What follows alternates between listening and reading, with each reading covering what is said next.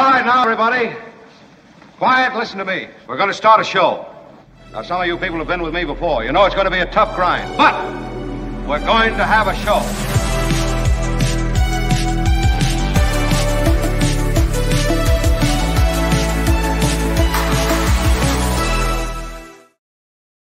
What up, everybody? Welcome. It's our big Wednesday show. You know what happens on Wednesdays. We have a visit from John Rothman. I know. Please hold your applause until the end of the... All right, don't hold your applause. All right, don't. John will join as we'll... Actually, we have a... This is like the old Tonight Show today. We have like just one guest after another. John will lead us off. And it's a... it was one of those things I asked John, was there anything you want to say? He said, ask me anything. It's such a rich period of news and change in this country and in the world. We'll get to a lot of that with John Rothman. Then Monty Schultz, the son of Charles Schultz, Bay Area dude, right? Monty Schultz will talk about his new book. But I also, honestly, I'm not going to let Monty Schultz hang out without talking about being in the family with Charles Schultz, right? I mean, don't you have to ask that, Kim? Yeah, all right. Yeah. Kim is here, Albert's here, and we'll, in the 11 o'clock hour, welcome in David Katz. We'll talk about SCOTUS. SCOTUS handling some serious cases involving student loan debt relief. The Fox News Dominion lawsuit, that continues, so I'll have David weigh in on both those things. And then Gina Grad, one of my favorite people, brilliant broadcaster, sidekick to Adam Carolla for a long time on his podcast. She has a new book. So everybody's stopping by today, and a major announcement too. I want to start the show before I bring on sexy John Rothman. I want to start the show with a major announcement. A major announcement from the Mark Thompson Show. A major announcement. It happened last night. I received a special message from the YouTube Board of Governors. What? They've not always been in support of the show with their messages. Usually their messages are about how we've been demonetized. Get nothing. Yes, you've taken down an episode because you ran something that was NBC Universal, whatever. This time, they were messaging me to tell us that we have reached 10,000 subscribers. It is something that is a major milestone. That's real. Yes, it's not fake. It is, and I won't spend too much time on this, but it is not something that brings us money per se. And I know we have to be money obsessed on the show because we're crowdfunded and we're looking for sponsors and this kind of thing. There's never been anything like this. But as a homegrown show, which is what this is, we took a radio show, we moved it to YouTube, and it's this weird hybrid of YouTube platform, video platform, and radio platform. It's a major milestone to, in this short time, have 10,000 subscribers. So I thank everybody. I thank everybody who has joined us. I thank, first I'll thank everybody in this crew, and I'll make it real quick, but I do want to recognize John Daly, who was here at the liftoff, because John really helped us navigate the YouTube world and so many of these other things. Hooking all of these different elements together was hard, and John was instrumental in making that happen. Couldn't have done it without him. So he's moved on to a real job with real benefits, but I really appreciate John Daly's help.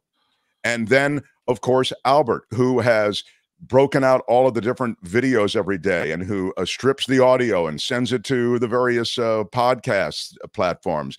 He is so critical too. Albert, I love you, and I'm so glad that you can make time for us within all of this. Tony, thank you for helping us in all the ways that you do. Thanks, Tony. And I Thank also, you so much. I'm so glad Kim is here. Kim is magical. She does a great job. Her newscast recenters the show. I tell her that at the top and bottom of every hour, and I love just having Kim in the mix. So that's really great. And then finally, this show is nothing without you guys. And you guys have, as I said, you've not only subscribed, but many of you who are regular viewers contribute. And I know you contribute a lot. And in the days to come and in these months to come, we'll have special acknowledgments. I try to do the acknowledgments in a fun way. We try to do the acknowledgments in a special way. But those who are regular supporters, you know who you are on Patreon, on PayPal. You go and you support. That's the only thing that sustains this show. We never would have gotten to 10,000 without you. And of course, I have to recognize Steve Moskowitz, because Moskowitz did come to us at the beginning of the show and said, hey, I want to sponsor your show and I want to sponsor Nikki's show, etc. But as far as this show is concerned, without Steve, I don't know that we get off the launch pad. Sponsors come and go. I don't know that Steve Moskowitz will always be with us, but I will never forget that he was with us at the beginning.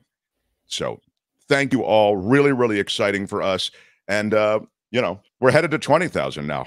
And Sharon Kidd slaps down $50 and says, congratulations, you all are well and wonderful, well-deserved. Thank you, Sharon Kidd. Big shout out. Sharon is a regular supporter, a marvelous, regular contributor. Thank you. I give you the... I'm not gonna cry! I'm not gonna cry! Today, I really might cry. So thank you all. We'll also have a major announcement about Mark's Madness in the next hour. So The Mark Thompson Show. Much to come, but let's not delay it any longer. Mazel tov, Mark. I think John Rothman had something to do with that as well. Yes, well, John, you know, give me a chance. He hasn't even joined the show. His thanks are coming. But now, without any further delay, former KGO talk show host. He's a lecturer. He is a historian. I mean, he's just a brilliant guy, and he's a sexy fool. Come on for John Rothman. Yeah. Congratulations, Mark. I want to lend my voice to say 10,000 is just amazing, and I know it's going to keep growing. And by the way, you don't have to worry about paying me. It's okay.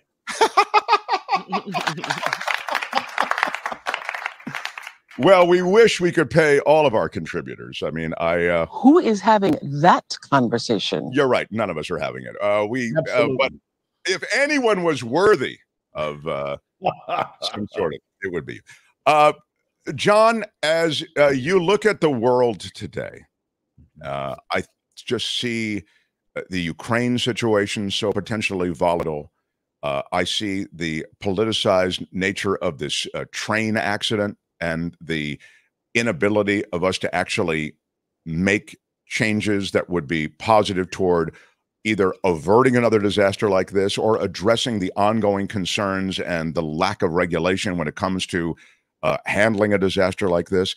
I wonder if you could just speak about how the political environment has become so very toxified. I see that in the hearings right now, the House hearings into the judiciary. Merrick Garland is testifying about the politicization of the Justice Department, but there is a blind eye being turned to the Trump administration's Justice Department, which was weaponized against his enemies. So this is this a moment in time that's extraordinary, or have we always had this sort of awful, politicized, toxic environment that fails to really make any progress on any of these? We've never had anything like this that we're witnessing now.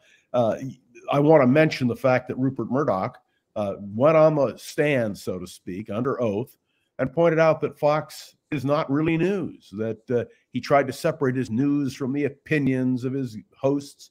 But, you know, it's ridiculous. And what Fox did was a tremendous injustice. What you're seeing now, even in terms of the tragedy in Ohio, is a polarization, a politicization of an issue which ought to be, frankly, a matter of public safety. And you're seeing now also the whole question of COVID again.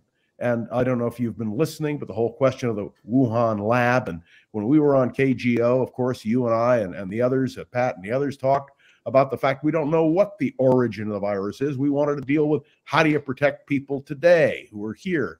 But this has become so politicized that there's almost no way out of the name calling, the back and forthing. One other thing, can you imagine that the decision was made by Speaker McCarthy to release the tapes, thousands of hours of cumulative tape, to Tucker Carlson? I mean, it's almost mind-boggling. It almost defies description. And at the same time, as you pointed out in your opening, what's going on now in terms of the United States, China, and Russia is extremely distressing. We have never been closer since the Cuban Missile Crisis to the potential for a nuclear confrontation. And the fact is that the Wuhan thing, on top of everything else with the Chinese, creates even greater tension. And we've got serious problems. And may I tell you, Mark, the great advantage to what you're doing is at least we can talk about it somewhere. And that's the key. Well, thank you. I think that's true on some level, that there is a platform here that won't censor us. And to be fair, KGO didn't really ever censor us per se. But I will double back for a moment to one of the things that you mentioned, and that was the release of those tapes to Tucker Carlson, because it points up what you're, I think, suggesting, and what is certainly suggested by this release of those tapes to that guy, Tucker Carlson, and that is that you need to tend the garden of the propaganda machine. And Kevin McCarthy wants that propaganda machine on his side. He has such an unstable, insecure hold on the leadership to begin with. He needs that propaganda machine, which is Tucker Carlson. Yeah, and what is called Fox. So there are real issues here in terms of just basic communication and how you get information out and then how it's interpreted. I find it very disturbing because I make it a point in the evening to listen to Tucker Carlson, to listen to Sean Hannity, to listen to Laura Ingraham. I listen to them because I want to hear what they're saying. And it's just profoundly disturbing. The other thing, just we've talked about it before, is if you listen to Fox and you listen to CNN, I'm going to leave MSNBC to the side. I can tell you what's going to appear on Fox. Look, you have the Attorney General of the United States testifying today under oath for the first time this year. And what are they asking about? Hunter Biden, for God's sake. There are a million issues which the Attorney General needs to address.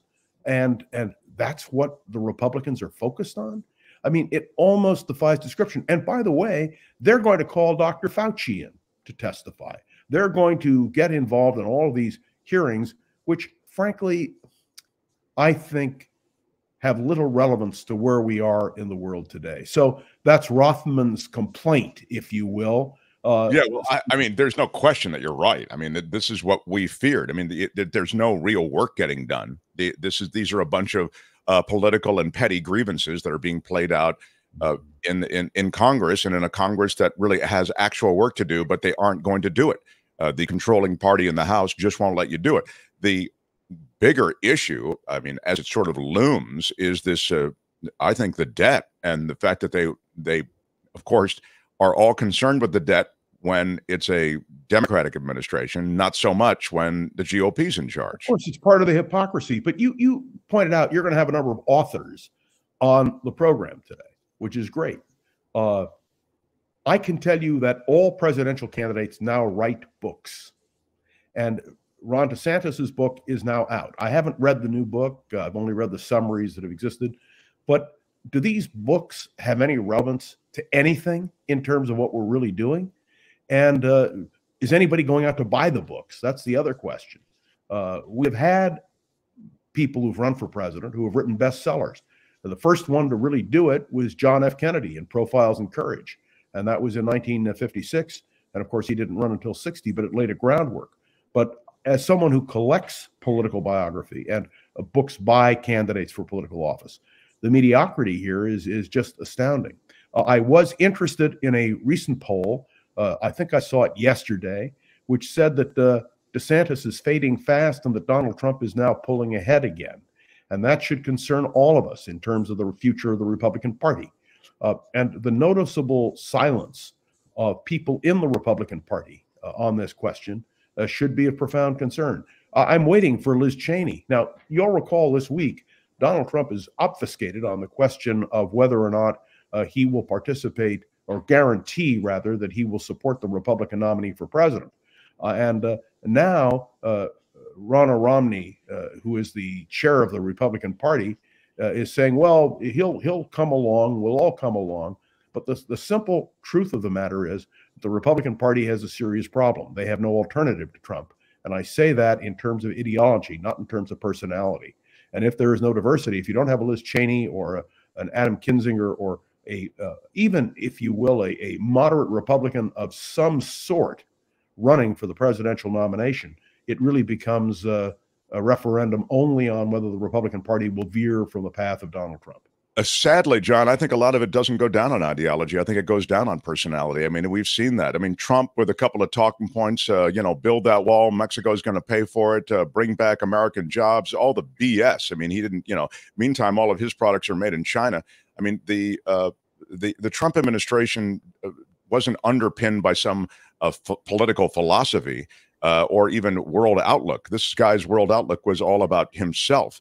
It's personality, and he has a lot of it. So that's why he's a dangerous political figure. Yeah, these are. I don't want to discourage our listeners. I don't want you to think that every time I come on with Mark or Mark is doing interviews that the point is that it's a negative. Quite the contrary. I'm extremely hopeful. I think we have a lot of work to do, and the question is how we as a society will address the issues in the coming months. Let me also indicate to you here in California, we have another big problem, and that has to do with energy. And the question of how we're going to respond to the energy crisis and how we're going to respond to the massive amounts of rain and snow that we have, which may not, in fact, affect in any way the drought. We're already being told to be on alert because of forest fires, because you all know that when it rains, all the plants grow, and then when it gets hot, they all turn into potential fire hazards. You didn't want to be negative, John, but you wanted to go right to the forest fires? Yeah, well, I like to get fired up, if you will.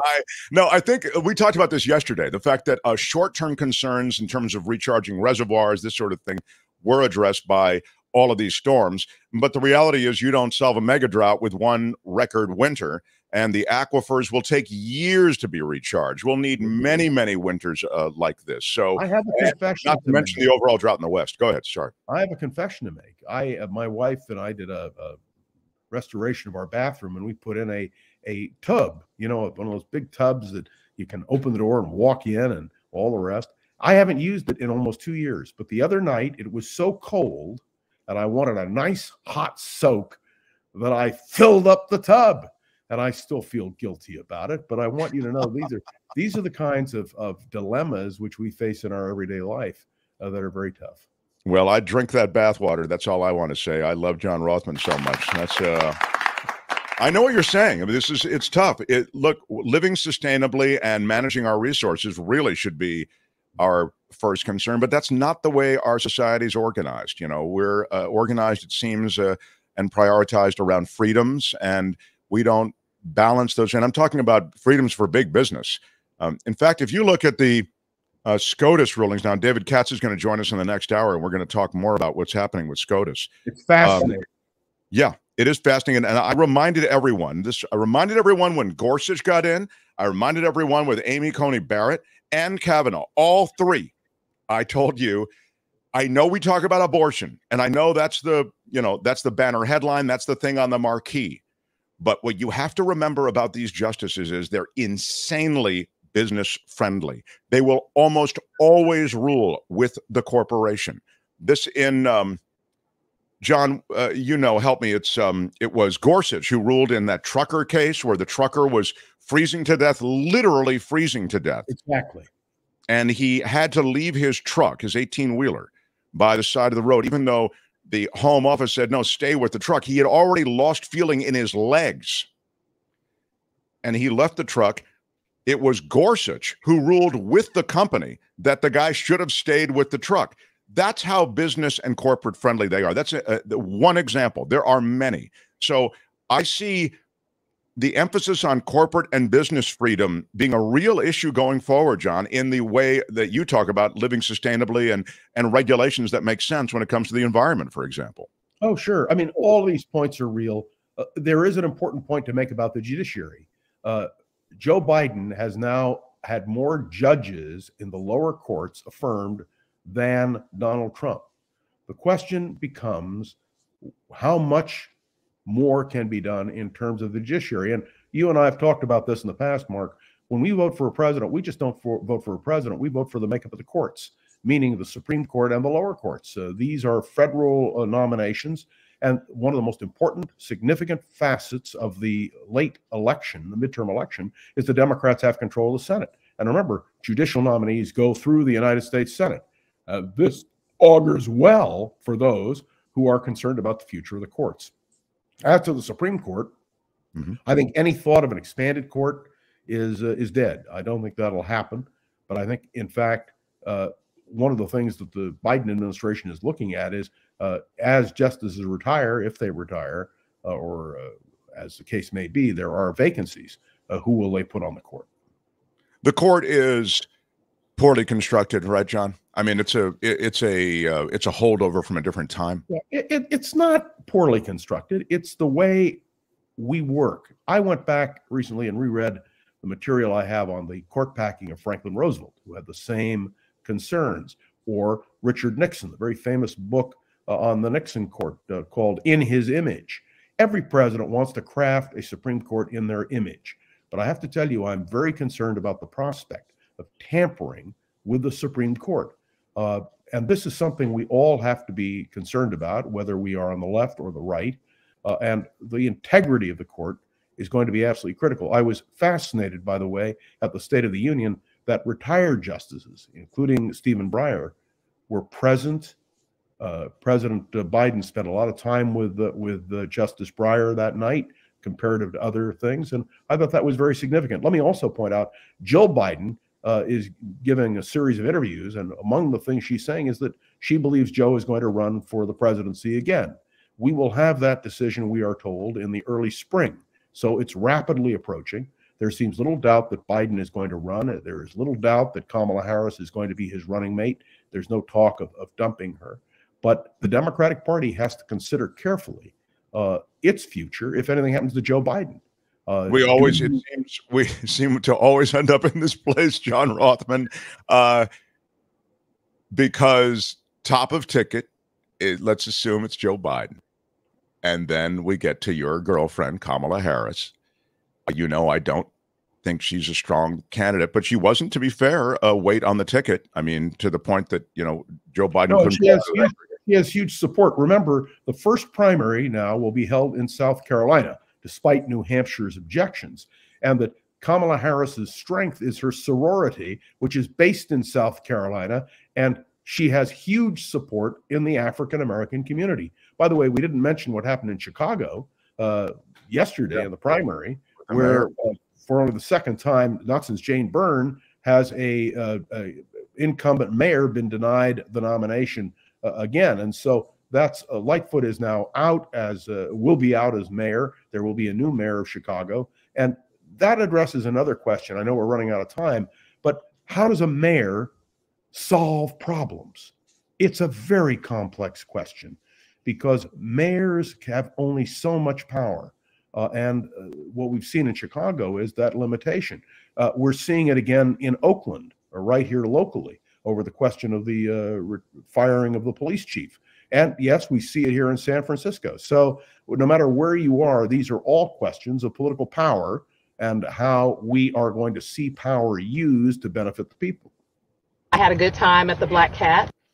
Well, yeah, that's London Breed. Yeah. I mean, it really depends. And this is a great, you've hit with quite a laundry list, but it's just a great point that John's making about mayoral power, because depending on the city, mayors can make a difference and sometimes are limited in the ways they can make a difference. Right, John? Because New York City, mayor can really make a difference. Go ahead. Sorry, what? The power of the mayor in San Francisco is extremely limited. But we can see that the mayor in Oakland, for instance, had the power to fire the police chief. That has a huge impact. And you were talking about Mark Adams in New York and the power he has. So this is something else we have to assess because of the relationship which we have with our local elected public officials and the limits of their power. Yeah, indeed. I don't know about you and whether or not you know who Raphael Sadiq and Dwayne Wiggins are. Yeah, John, do you know who Raphael Sadiq and Dwayne Wiggins are? I have no idea. That's Hey, John, we've come to the end of our time. I can't believe Really? it. Again? I know. It seems unfair. Well, excuse me. I have a major breaking news story for you. Oh, wait a minute. Is it a major announcement, would you call it, John? Or is it? Well, yes. A major announcement from the Mark Thompson Show. A major announcement.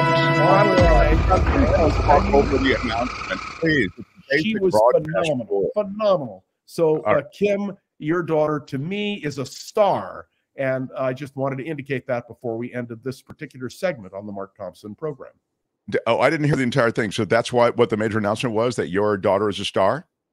Kim McAllister's daughter. I wish I had a daughter. You know what my wife told me about having a daughter? She said I can have a daughter with my next wife. By the way. So, but yeah, Kim, do you want to just tell us? You're muted. You're muted. Try unmuting. That works. Okay. Sorry. Kim, tell us about your darling daughter and the great achievements here. Well, wait a minute. I don't know why. What makes her? I may have to retract the major announcement, which is really Julia awkward. Julia has a really good voice. She's a singer. She also last week got a part in a play where not everyone who auditioned got a part, and so she's she's a singer. Your retirement is secure. You think? Okay. No, I don't know if you need a voice. Explain this.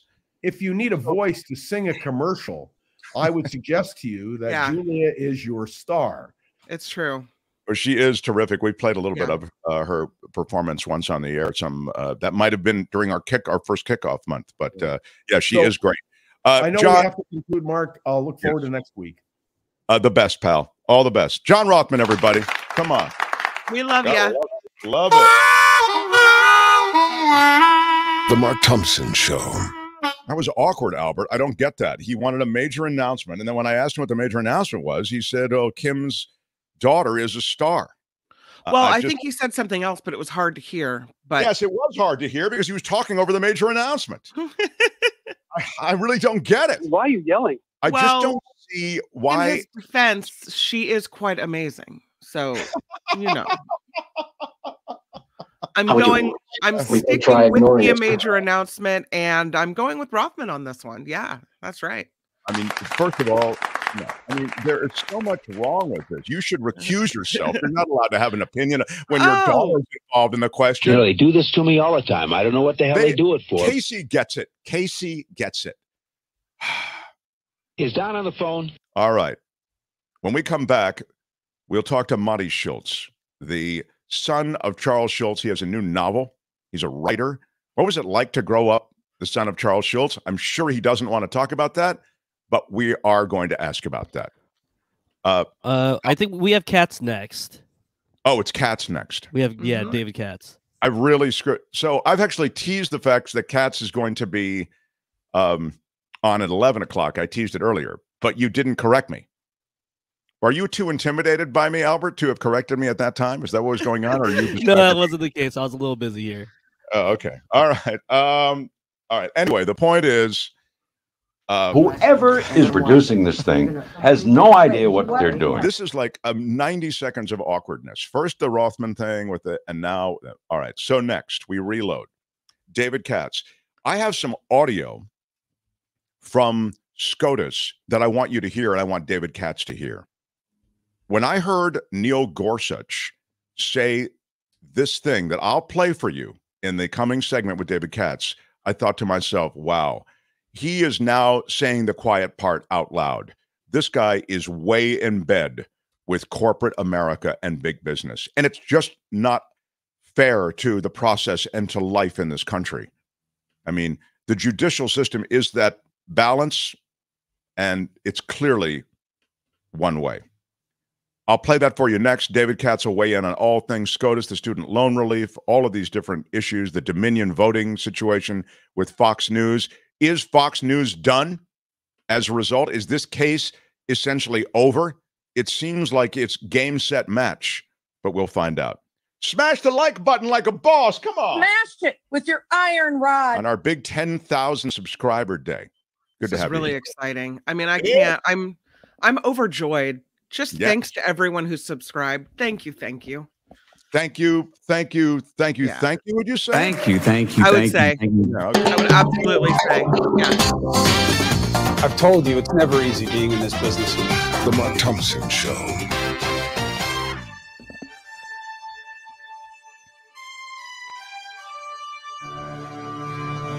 On the Mark Thompson Show, I'm Kim McAllister. This report sponsored by tax attorney Steve Moskowitz at 888-TAX-DEAL. Let's go right to the Murdaugh trial, because today the prosecution in the Alex Murdaugh trial is trying to paint him as a liar who killed his wife and his son. In closing arguments, lead prosecutor Creighton Waters claimed the once wealthy, prominent attorney fooled his friends for years while he stole money from his law firm, and now they say he's fooling the jury. Murdaugh faces 30 years to life in prison without parole if he is convicted. In Ohio, Governor Mike DeWine is overseeing the track removal at the site of this toxic train derailment in East Palestine, Ohio. The Republican calling it an amazing operation.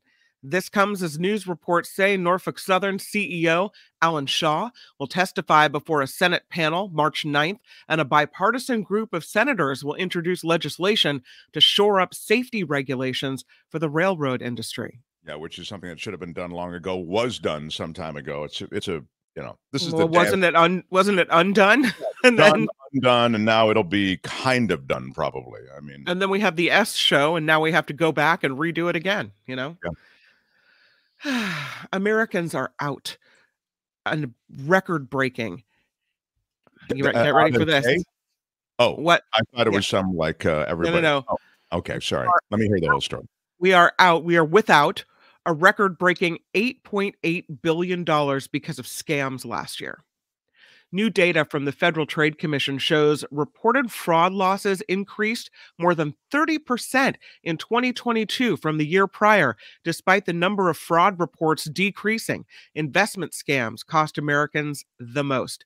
Be careful out there. People are after your money, in a bad way. So I think it's very noteworthy that fewer people are reporting this and more people are getting affected by it. So I worry about people. Well, it's people are embarrassed by it, and that's why it's not reported a lot. My mother was scammed. I told you by these guys who, they got all her information. It was awful. My mother's 92. My dad is not tech savvy. Her computer went down. The guys call. She calls some number that's there on the computer. It comes as a pop-up, of course. Yeah. Your computer has been breached, security been breached. So she calls concerned, and then it's some guy who identifies himself, and then all of a sudden she's pals with him because she's very social, and she feels, even as he scammed her, he had her go to Target and get Target gift cards. My mom's never had a Target gift card forever. Well, why would somebody in tech support, Mom, want you to go to Target to get a gift card? It doesn't make sense. So into this guy, Brad, or whatever his name was, and she goes, "Oh, Brad, Mark, Brad would never deceive me like that. She was denying it. No, all the way. Mom, Brad's deceived you for $6,000. Oh my God! And that's not even. She's been hit for way worse than that. That was just the one guy. Well, and then once you get hit, they know that you're vulnerable, and then you're targeted. Thank you. I said, Mom, you're on every list now. It's just anyway. And then if you try to, put controls on an older person's computer, as their child, it can be, taking away they feel like you're taking away their liberty, and it becomes, wait a minute, just because I got scammed doesn't mean that you need to, put controls on my computer or freeze my credit or what have you. Then you're taking control away from them, and that can hurt your relationship. Yeah, no, absolutely right. It's wrapped up in a lot of other issues. It's a great point. But you don't want to see the people that you love get taken. So, yes. Anyway, so that's happening. Be careful for scams. If someone calls and says they need to get access to your computer, don't give it. Don't do it. Well, the other thing is, the last thing I'll just say is they'll call because they picked up certain Facebook information from you, and they'll say that, hey, I'm here with your grandson. I'm here with, and they have the name of your grandson. Because you give up a lot of information on that Facebook and other social media platforms. So be careful, particularly senior citizens. Go ahead. TikTok. TikTok rolling out new restrictions. I don't know why I sang it. New features to help limit the amount of time kids spend using the social media app. In the coming weeks, all users under the age of 18 will only be allowed to use the app for 1 hour per day. That's it. Parents will also soon be able to customize daily screen limits for their kids and adjust when TikTok sends notifications to their phones. I don't know if you've ever kind of gone down the TikTok or the Reels rabbit hole where you just one video after another, boom, boom, boom. Yeah. I know. I mean, the YouTube can be a little bit the same way, but TikTok apparently is pulling additional information from you. So, well, and the Mark Thompson TikTok page with the new time limits, you're going to have a lot less views of, Well, you can mock me, but my TikTok page, which I go under the pseudonym, I don't go as Mark Thompson. I go as Mo Black's brother. Mo Black's brother. Is that right? Andy. Yeah. Mo Black's brother, Fat Andy on TikTok. I had a lot of views, but I'm looking at pushing away from that platform, honestly. Yeah, I just might push away from it. So, yeah. Anyway. Delta Airlines pilots have approved a new contract, 34% raises they're getting. It makes the Atlanta-based airline the first of the country's largest carriers to finalize a labor agreement. You've got United, American, and Southwest still negotiating as pilots look for higher pay and better working conditions. Here in California, it's the most visited national park in the state, and it will not reopen tomorrow as planned. Yosemite National Park buried under snow, up to 15 feet deep in some areas. Officials sharing some pictures yesterday. One shows the snow blocking the doorway of a building. Park shut down Saturday during a powerful winter storm, and crews are working to restore critical services so guests can safely return. But at this time, they say, there is no telling when that will happen. So Yosemite's still closed down.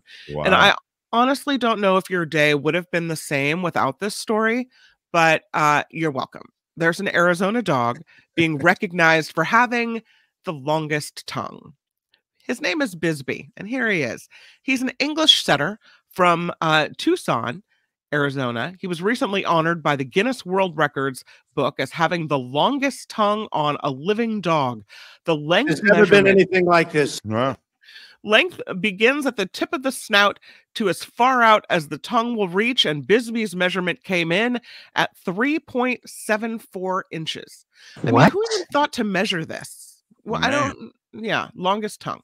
But it's far shorter than the more than 7-inch tongue of the previous record holder. So you might be the longest living tongue, Bisbee, but, I don't know. Just the whole tongue measurement thing is just an odd area. It really is. It really is. Oh, and I wasn't going to do the story, but I'm throwing it in here anyway, just because I want you to see this house. This house recently sold. It is on the Carmel Coast here in California. It is a Frank Lloyd Wright house, 1,400 square feet, so really not very big, built in 1948, and it has its own little private beach, which is very rare in California. How much do you think that house sold for? I've got David Katz waiting. It's getting so late. I wanted, can we, all right, real quick, how much do you think it is? Slap down a guess. Slap down a guess. 1,400 square feet. That's Carmel right. Coast, private beach, but it's only 1,400 square feet. That's not a big house. No. Historic Frank Lloyd Wright. Yep. It sold for how much? Real quick. I've got poor David Katz has been. You want me to give you the answer, or you want to guess? Just tell me how much it sold for. The last you said they sold it for 1.8. $22 million is what it sold for. Okay. Wow. 22 mil. This report. Sponsored by tax attorney Steve Moskowitz for more than 30 years. Steve has put his tax knowledge to work for individuals and businesses. If you need help with your taxes, please call Steve Moskowitz at 888-TAX-DEAL or check him online at moskowitzllp.com. I'm Kim McAllister on The Mark Thompson Show. They had to close down an entire radio station to silence him. And now he's here. Ladies and gentlemen, Mark Thompson. The Mark Thompson Show. Yes, we are so happy to welcome this guy in. We grabbed him from Pat Thurston when KGO went away, and he's the frankly, the legal ninja. We turn to him on any number of legal issues, and there's a lot red hot right now at the Supreme Court level and beyond. Please welcome the Assistant U.S. District Attorney, David Katz. David, thank you for waiting. Sorry for the delay, and I'm so excited to have you here. Great to be with you, Mark. Yeah, Great to be with you, Assistant United States Attorney. What did I say? I said district. Oh my God! I tell you, former Assistant United States Attorney, and now a criminal defense attorney. And really glad to be on your show, Mark. Thank you. And Tony, thank you for helping to make David Katz happen every week. Thanks, Tony. Yeah, and poor Tony's under the weather. Thanks, Tony. I'm sorry, David. Write that out so I never screw it up again, please, Albert. The former Assistant U.S. Attorney, I call him just the legal ninja. And it is true that your takes, I mean, you're on Fox News Channel. I've seen you doing the Murdoch case there. And we'll put that to the side because I think there's some real big stuff. Look, obviously you can comment on whatever you'd like. I love your takes on anything. But I think there's some big stuff happening in the Fox Dominion voting machine case. I wonder if you can give us the state of the state on that, and might, with all of the evidence about how Murdoch knew and Hannity knew and Carlson knew, they all knew that they were going on the air with something that was absolutely bogus, how that might cook the case such that Fox News Channel could be in real trouble and they'll have to settle. Well, yes, Dominion Machines is a corporation that was greatly hurt. They were defamed over 700 times.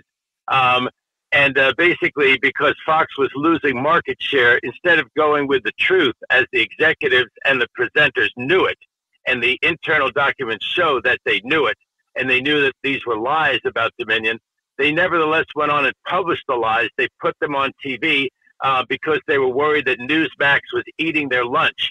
They went down in the ratings, and they said in the internal documents that Dominion now has from Discovery that they knew that their ratings were going down, that the Trump base that watched their show was tuning out because they didn't like the fact that Fox was reporting that Biden had won the election and that the machines were not rigged. They thought saying that the machines were rigged was a better story, brought their fans back to Fox, and that's exactly what the Discovery shows. So now we have all these mea culpas, including from Rupert Murdoch, the chairman, who said that, for instance, Sean Hannity never believed any of this stuff about the machines, and he was disgusted with Trump. Well, if all of that is true, he sure hid it from his viewers, because night after night he built up Trump as though Trump had won the election, and he blasted Dominion Machines as though they had somehow stolen the election. They somehow didn't work, and they transferred votes that had been cast for Trump and somehow posted them for Biden, that these machines were developed by Hugo Chavez to steal votes down in Venezuela, and all of this malarkey that they put on the air. And it hurt Dominion to the tune of $1.6 billion. So they sued for that in civil court in Delaware, because both corporations are based in Delaware for the tax benefits and other corporate benefits they could get there. And now with these revelations, Mark, as you say, it looks like Dominion's going to settle. I think if you were betting on litigation, there are people who do that, probably what's going to happen is that Dominion will settle for quite a bit of money. They'll get a full apology from Fox News, and they'll go away, because they're not interested actually in putting Fox News out of business, or, sort of from a political point of view, making Fox, quote, pay for the fact that, they put all of these lies on the air. They basically want their company to be saved, because you can imagine when you go to government agencies and you go to foreign countries and you say, why don't you use our voting machines, because we give you a really fair, unbiased vote. They hurt them terribly in getting, business. And so Dominion systems want the world to know that Dominion machines work, that they don't trade votes, that they're not some vestige left over from Hugo Chavez stealing votes. And, of course, they want a lot of money because they lost business in the interim. So my bet is that the case settles, because right now Fox is just getting killed. And right now the company has moved for what's called summary judgment, which is that with all of this evidence that we have, with internal memoranda written by, including the top host, that we ought to win without a trial. There's nothing to try here. We have shown actual malice. We've not just shown reckless disregard by Fox and its top executives and presenters, Mark. we've actually shown the hardest thing to prove, that they knew and published falsity anyway for business advantage. It's one of the strongest cases ever been brought for defamation against a major news company, and may, if it does go to trial and it goes to appeals, will probably present a new standard. I mean, New York Times v. Sullivan will still stand for the proposition that it's very hard to sue the media and that you have to hit this very high hurdle called actual malice. But it'll be a leading case. I mean, law students will have to read New York Times versus Sullivan, and then if this becomes a tried, appealed case, they'll have to read Dominion v. Fox News. Wow, what a brilliant summary. You know, it's funny, when this all started, before the case was launched, I said on the radio that I thought this lie, I mean, it just seemed so clearly a lie. If Dominion had actually had a computer program that was switching votes from Biden to from Trump to Biden, why did they just switch those votes and not the House votes? And, you know, and why not more Senate seats? I mean, it was just absurd. I mean, like, you know, it's the worst plan ever. I said, look, there are real damages being done to these voting companies. You know, the Dominion, in this case, is being smeared. And you just pointed it out. I mean, there's a real stink around the name of Dominion. So you can really demonstrate the damages, which they've done. And then, as you've suggested, they've detailed all the ways that Fox knew what they were perpetuating was an absolute lie. So, yeah, that's why it's interesting that you make the distinction. I thought, well, this is really so key, David, and so clever of you, that Dominion only cares about chastening Fox from the standpoint of getting money and offsetting the damages. They're not in the business of healing the dog that is Fox. That is, they're not in the business of correcting the toxicity of news that comes, quote, news or information that comes out of Fox. Yes, well, you know, Pat Cipolloni's law firm represents Fox News. That's kind of an interesting tidbit. And the law firm that represents Dominion, which has really, so far as we could see, done a terrific job, they go around suing the news media, including the liberal news media. So sometimes I don't like very much the lawsuits that they bring.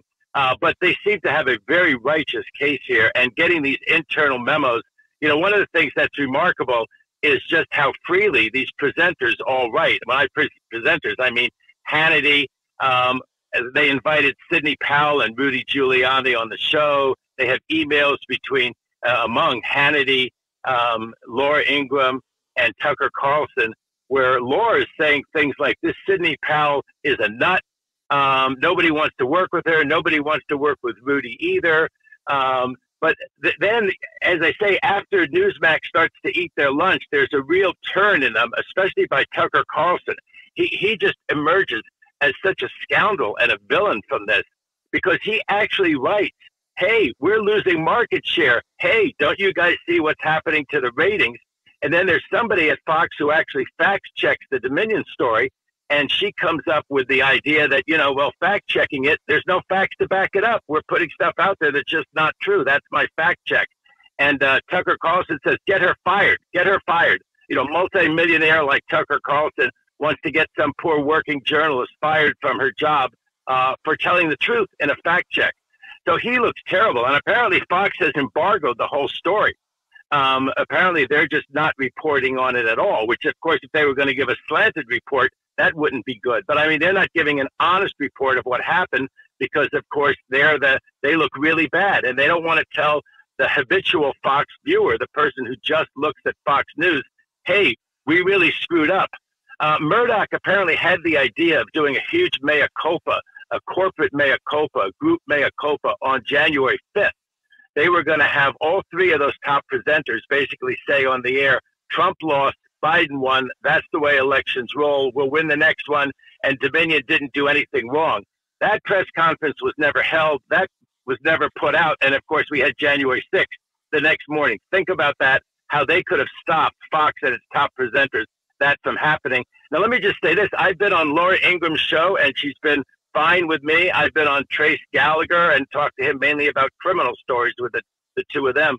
So I've had a very good personal relation with them. And, you know, the funny thing about Laura is Laura clerked on the United States Supreme Court. I hope we're going to get to the student loan story. But she clerked on the United States Supreme Court. So she's very smart, but, of course, she's very opinionated. And, she tells basically one side of the story. Well, she also she's so sharp-tongued but that's kind of the magic of Fox News, that they're flamethrowers, But yeah, look, they're all good broadcasters. They're way skilled, good communicators, and that is what makes them so dangerous. You mentioned the SCOTUS case. Can I tell one last story while we're on the topic? I was on with Laura Ingraham in Washington, D.C.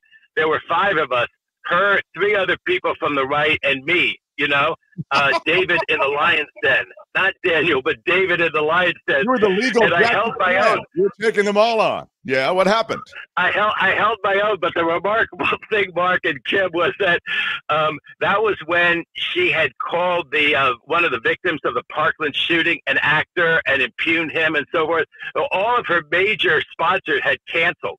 And they figured, for the money we're making from advertising, to hell with it. So we went 38 minutes straight on the air with no commercial break.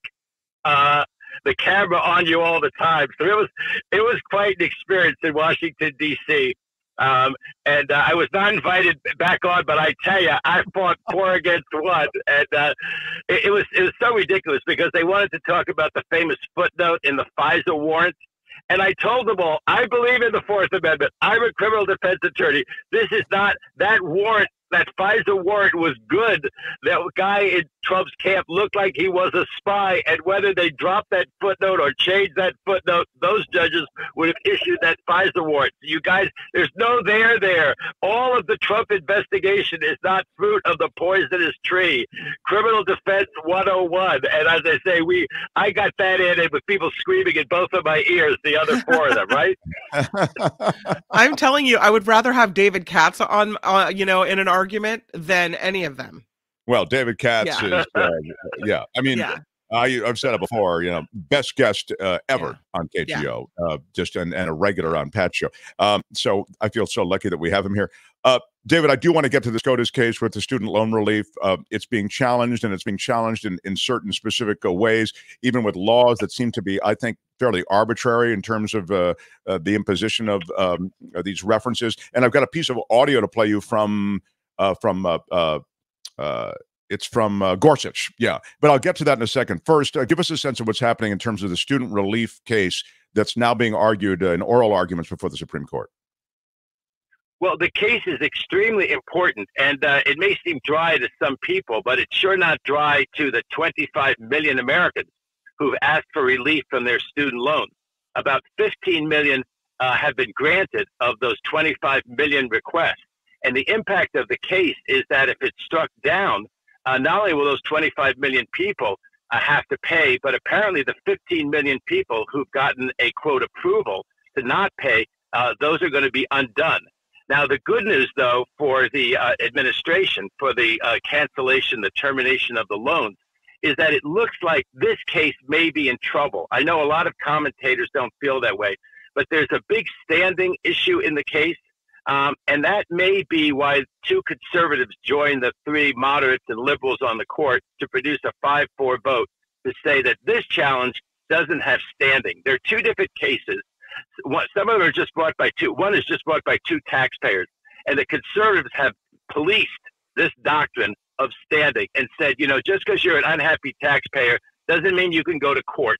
And this one's particularly egregious because these 2 unhappy taxpayers went to court and got a nationwide injunction against the program. Even Gorsuch was shocked about that, although I think at the end of the day, Gorsuch may be a lost cause because to me, he seems like such an ideologue who just goes in there with a political agenda, and his political agenda is to knock down this program. But the other one is really interesting. That case is a loan processor. Now, people should be aware that this case only involves government loans. If you have a commercial loan, you're stuck. As things stand right now, you have to pay your commercial loan if it's from a commercial loan company. But there's a lot of these administered by the government. And this one in Missouri is administered by the government. And what they're supposed to do is to make loans, take loans, and somehow balance the books and make some money and give it to Missouri. Now, the irony is they haven't made any money and given it to Missouri in about 10 years, which was also brought out. But the idea is that they actually have standing because they actually lose something. If there's no money coming in, the argument goes, they can't make as many loans going out. So they're hurt in that sense. Nevertheless, it looks like they don't have standing because they, although they have standing, have not brought the lawsuit. Missouri brought the lawsuit in the name of getting revenue from this company, and that may be a bridge too far, and that may get Roberts, maybe Gorsuch, maybe Kavanaugh to join the liberals. But the problem is, if they reject this claim only on standing, everyone will see that they rejected it only on standing. They'll see the fact that 6 of them seem hostile to the program, and someone else will run right into court, and they will make the same claim, and they'll have standing. You with me? They'll have a better plaintiff. They'll have a better plaintiff, and so it'll be on very thin ice. It'll be on very thin ice, even if it loses only because of the lack of standing. Can you play the Gorsuch audio real quick, Albert, as we talk to David Katz? Because I thought this is so revealing for who he is and what he actually begins to make the case that's not being made. He starts to argue for the plaintiff attorneys. Here we go. The government of offering that benefit to borrowers. Again, not just the cost of the government. I'm sorry to interrupt. This is Gorsuch now. I think they argue that is missing is cost to other persons in terms of fairness, for example, people who've paid their loans, people who don't have planned their lives around not seeking loans, and people who are not eligible for loans in the first place, and that $500 billion is being diverted to one group of favored persons over others. I think that's the nature of their argument, in addition to, as you point out, the cost to the fisc. And I didn't see anything in the memorandum that dealt with those kinds of questions. And if there is something, I'd be appreciative if you could point me to it. No, there's not. Okay, so stop right there. David, you heard that. He's introducing an argument, Gorsuch is, that isn't even being made by the attorney. Well, it's purely political, that question, because whether it was a good idea or a bad idea, whether it can be characterized as, helping Ivy League kids who got to go to college and got all the social and other benefits of having a college education, and it's not helping working class guys who never took out a loan. That's for Congress to decide. And the argument here is that Congress did decide. There's something called the HEROES Act passed after 9/11, where they said that the executive branch can modify or waive payments in a national emergency. Now, of course, they had 9/11 in mind. Trump used that language, and his education department used that language, modify or waive, to suspend payments on student loans if they were administered by the government, right? Not the commercial ones. Trump did that, right? What Biden did, because he ran on this, was he extended what Trump had done, and he said, I'm not only going to extend it and keep suspending payments, but I'm going to terminate payments. And that is what amounts to $400 billion if you terminate the payment. Now, if all of this gets struck down on the merits, I think what Biden is going to do, and pretty quickly, is to come up with a plan that waives or modifies, because he has congressional authority to waive or modify. Now, of course, having your loan modified, let's say you don't have to pay anything for 2 years, or you only have to pay 5% of your income as your loan payment every month. That modification would still accommodate the people who are suffering under this, huge weight of their old student debt year after year. And, it's changing people's lives. They can't buy a house. They can't buy a condo. They have a terrible credit rating. They can't even buy a car. And, just putting food on the table. So these are real people who are hurt by this. But the problem was that even when Biden had the majority, remember, he had to get Sinema and Manchin to vote with him. He couldn't solve this problem. And because there is political backlash, there's, as the Chief Justice said, take 2 guys. Neither one has the money to go to college. One of them borrows money to go to a 4-year college and gets a degree and has a better future. Another guy has a lawn care company he borrows the money from a bank. After 4 years, he has to pay the money back to the bank. This guy didn't get a break. The college kid did get a break. Biden's been always worried how that looks. I think someone like Manchin is worried about how that looks if he runs for re-election in West Virginia.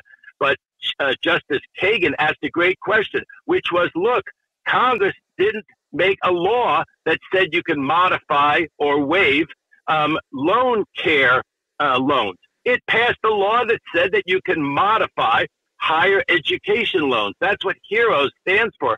Higher education, modification, and waiver of loans in times of a national emergency. We just had a national emergency, the pandemic, for a couple of years, and that is why Trump himself said he had the authority to do it.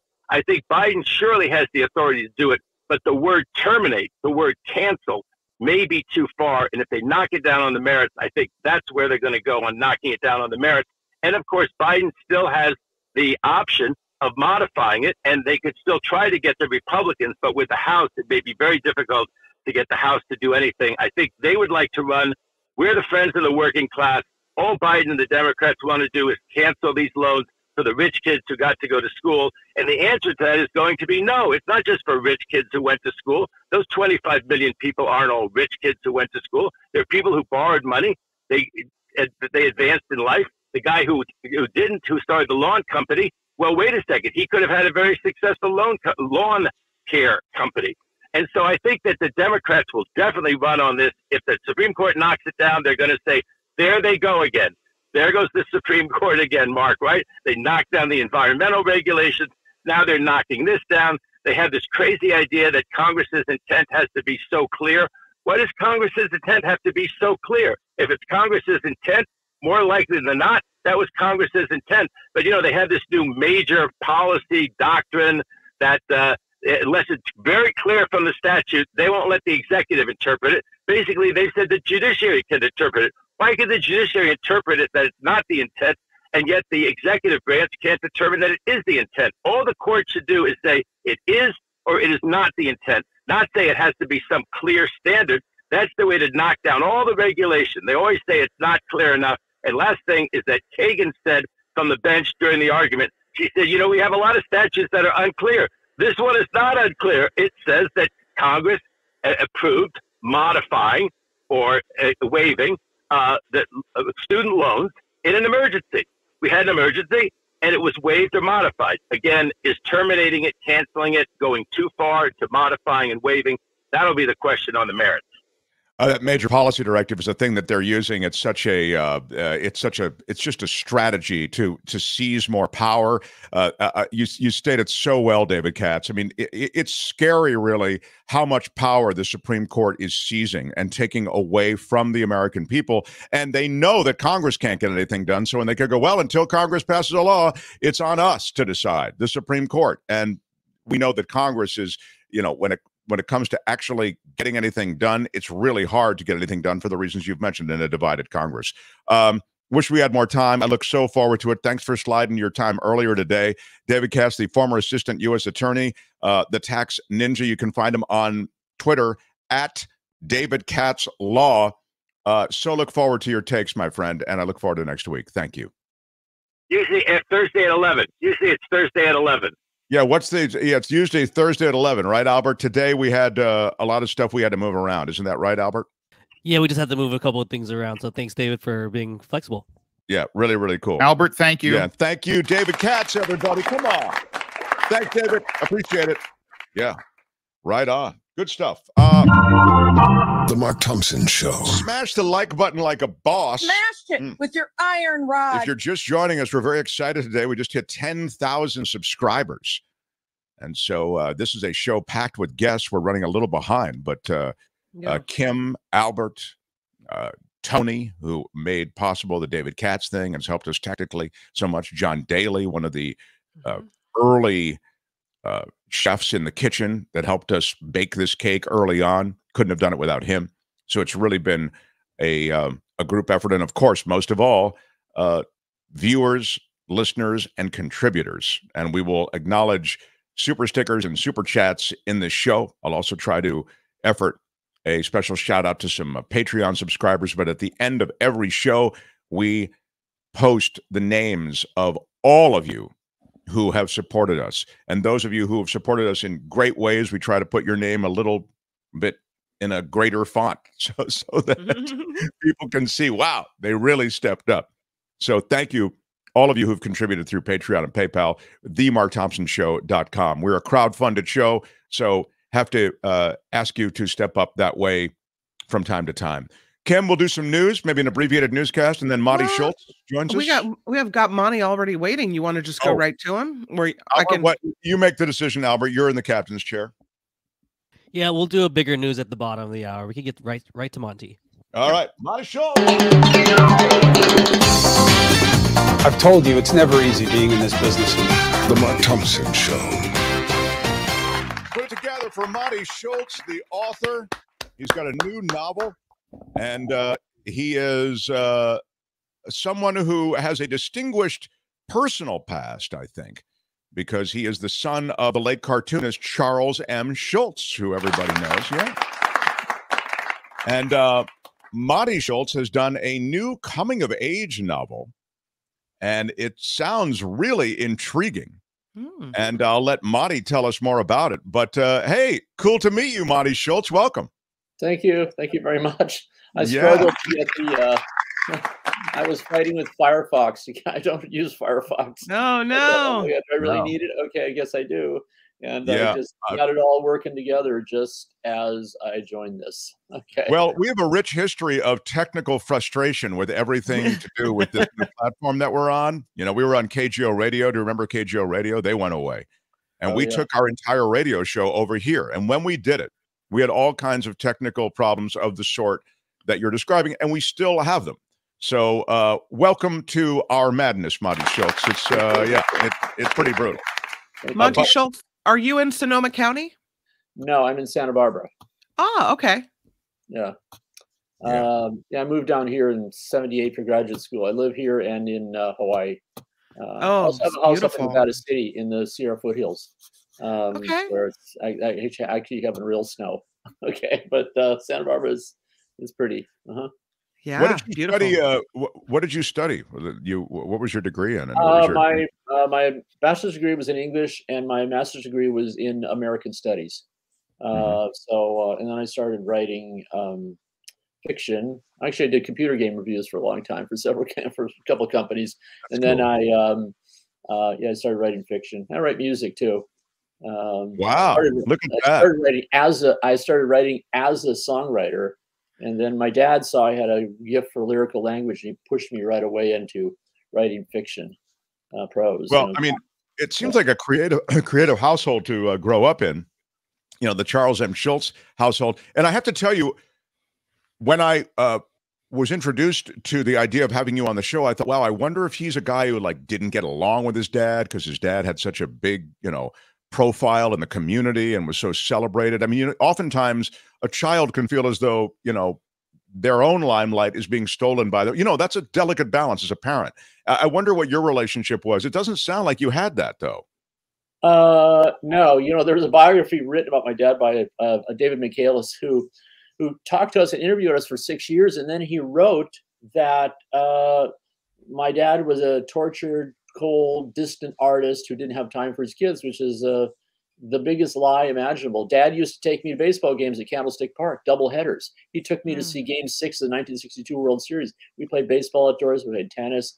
Dad wasn't, I think the thing to remember, Dad didn't become famous in the popular culture until three things arose. There were the Determined Production small book, Happiness is a Warm Puppy. Okay, that hit mass market.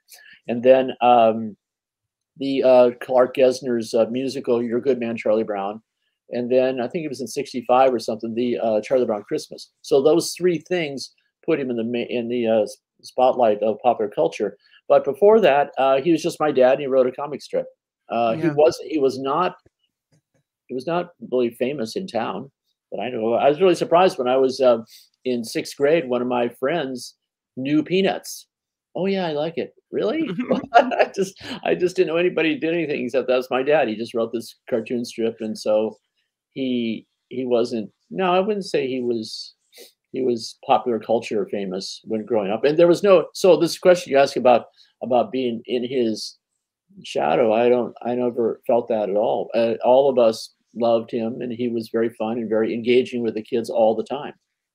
We could walk in his studio and say, "Hi, Dad," and he would talk for us a little bit. And then finally, he was sort of hint, it's time for us to go so you get back to work. How many kids were there? 5. I have an older sister, a brother a year younger, than 2 younger sisters. I have a hard-hitting journalistic question for you. Do you get free ice skating for life? at the Charles Schultz Ice Skating Arena. Okay, the Charles Schultz Ice Skating Arena is 450 miles or so north of me, right? So I did play hockey for 40 years. So I don't. Wow. In fact, they have an ice rink here in Santa Barbara now, actually out by Goleta, near UC Santa Barbara. Yeah. And my son, John Henry, has been skating every day. I went out with a stick and puck for the first time in 5 years a couple of weeks ago. I was skating really well, and then that night I tripped over school in my sitting room upstairs and sprained the MCL in my right knee. No. So I don't know when I can go back out on the ice. The dream is dead, Monty. Is that what you're telling me? Well, my ex came out, watched me handle the puck. You know, he's a really good hockey player. And she's watching. I'm struggling to keep the puck on my stick, and her comment was, "How the mighty have fallen."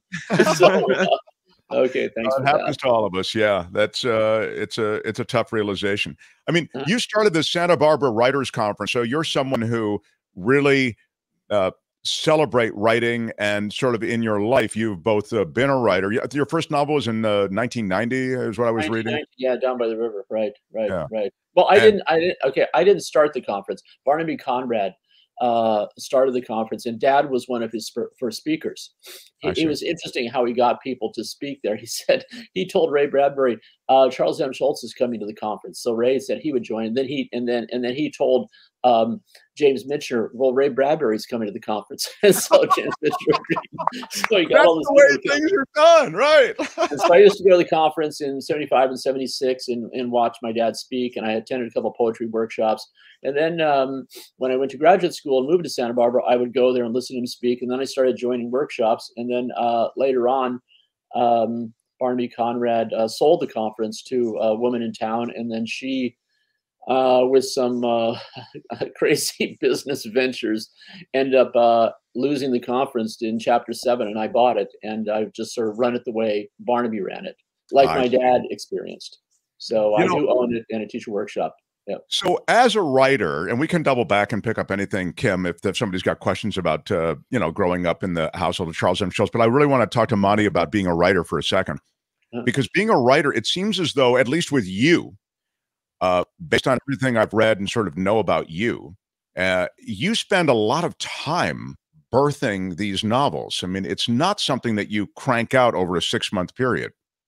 No, my first novel, Down by the River, took about 5 years to write, but it's not. But I was finishing graduate school at the time too. Oh, they spelled my name wrong. No T in Schultz.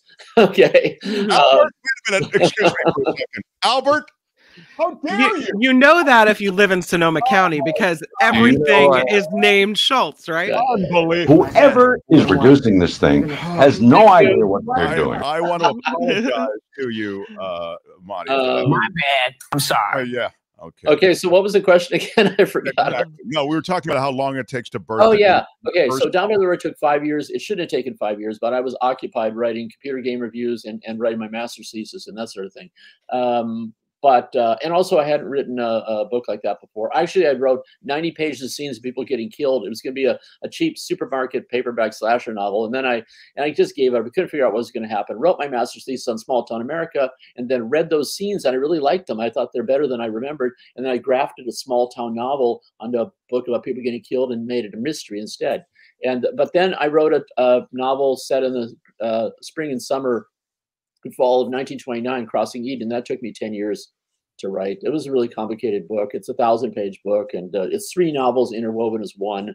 But Metropolis is kind of interesting because I was up in Nevada City a month ago, and I saw the original file on an old iBook of it, and it said the first save was June 11th, 2001. So I was still working on the Crossing Eden novels, editing them and getting them published, when I wrote 50 pages of Metropolis. I gave it up because I couldn't figure out how the main character, Julian Bream, a 22-year-old college student, could be studying the Greeks and the Romans in a fictional republic.